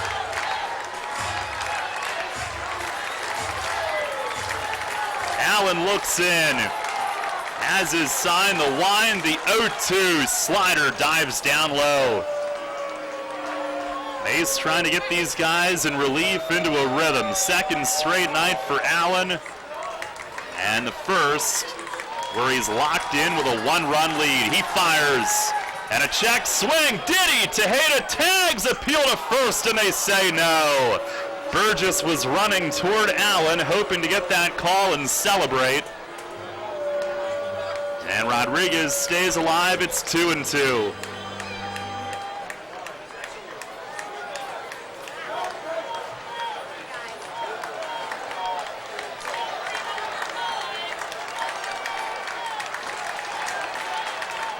Once again, Allen trying to wrap it up. He fires, and a line drive into center, base hit. Rodriguez keeps the game alive. A two-out single. Allen had him close to going around on the previous pitch, but not quite. And that'll get Olmo Rosario to the plate. Rosario 2 for 4 tonight, a pair of infield hits, and a 7-game hitting streak to start his year. And now time called. Fletch wants to visit with Allen here.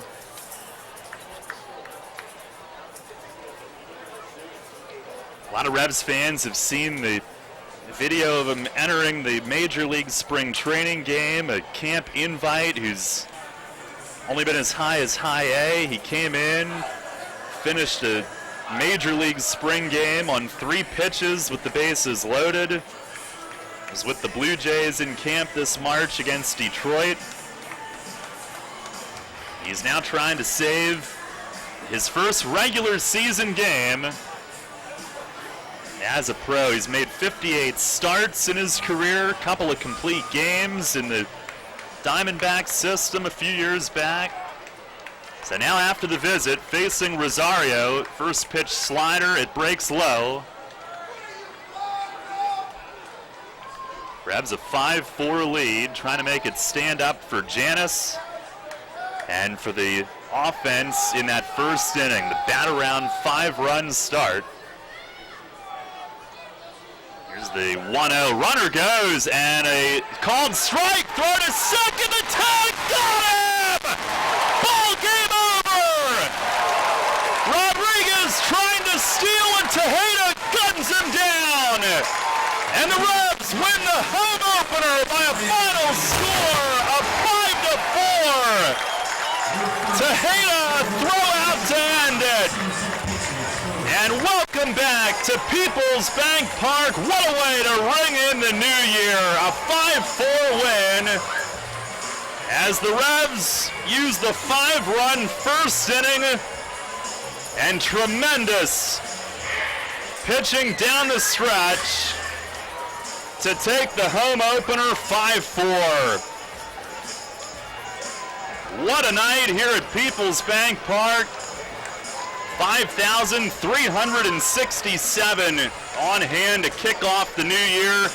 Let's go down to the field, and Matt Present, who's standing by with Jared Mitchell. All right, Jared, a win on opening day. You're back with the Revs. First of all, what's it like playing here in the home opener? Oh, it's fun, man. We got a good atmosphere, good attendance here tonight. Guys are ready to get home. Probably been on the road forever, so it was good to kind of get home and play in front of our home crowd and play on our home field. So it was fun. To come out of it with a win is even better. Well, you guys ended that road trip with an 11-run performance. It seemed to really jumpstart your offense, and it continued in the first inning. You had a triple. How much did that have to do with the way the series ended in Southern Maryland? I think that last game in Southern Maryland was huge for us.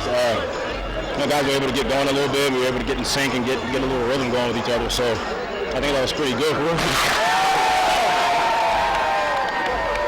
tradition continues. Tradition unlike the ice bath from Travis Witherspoon on Jared Mitchell. But you were saying that series in Southern Maryland really carried over. Yeah, I mean, it carried over. Kind of get guys going, get the ball rolling, kind of get guys off their butts a little bit from the, like the spring training lull and kind of get things going. So it was good because, like I said, we started the season on the road, and to be able to come back home and play in front of a good crowd and kind of get going, it was good for us to get started yesterday. And you come home and face the hottest team in the league.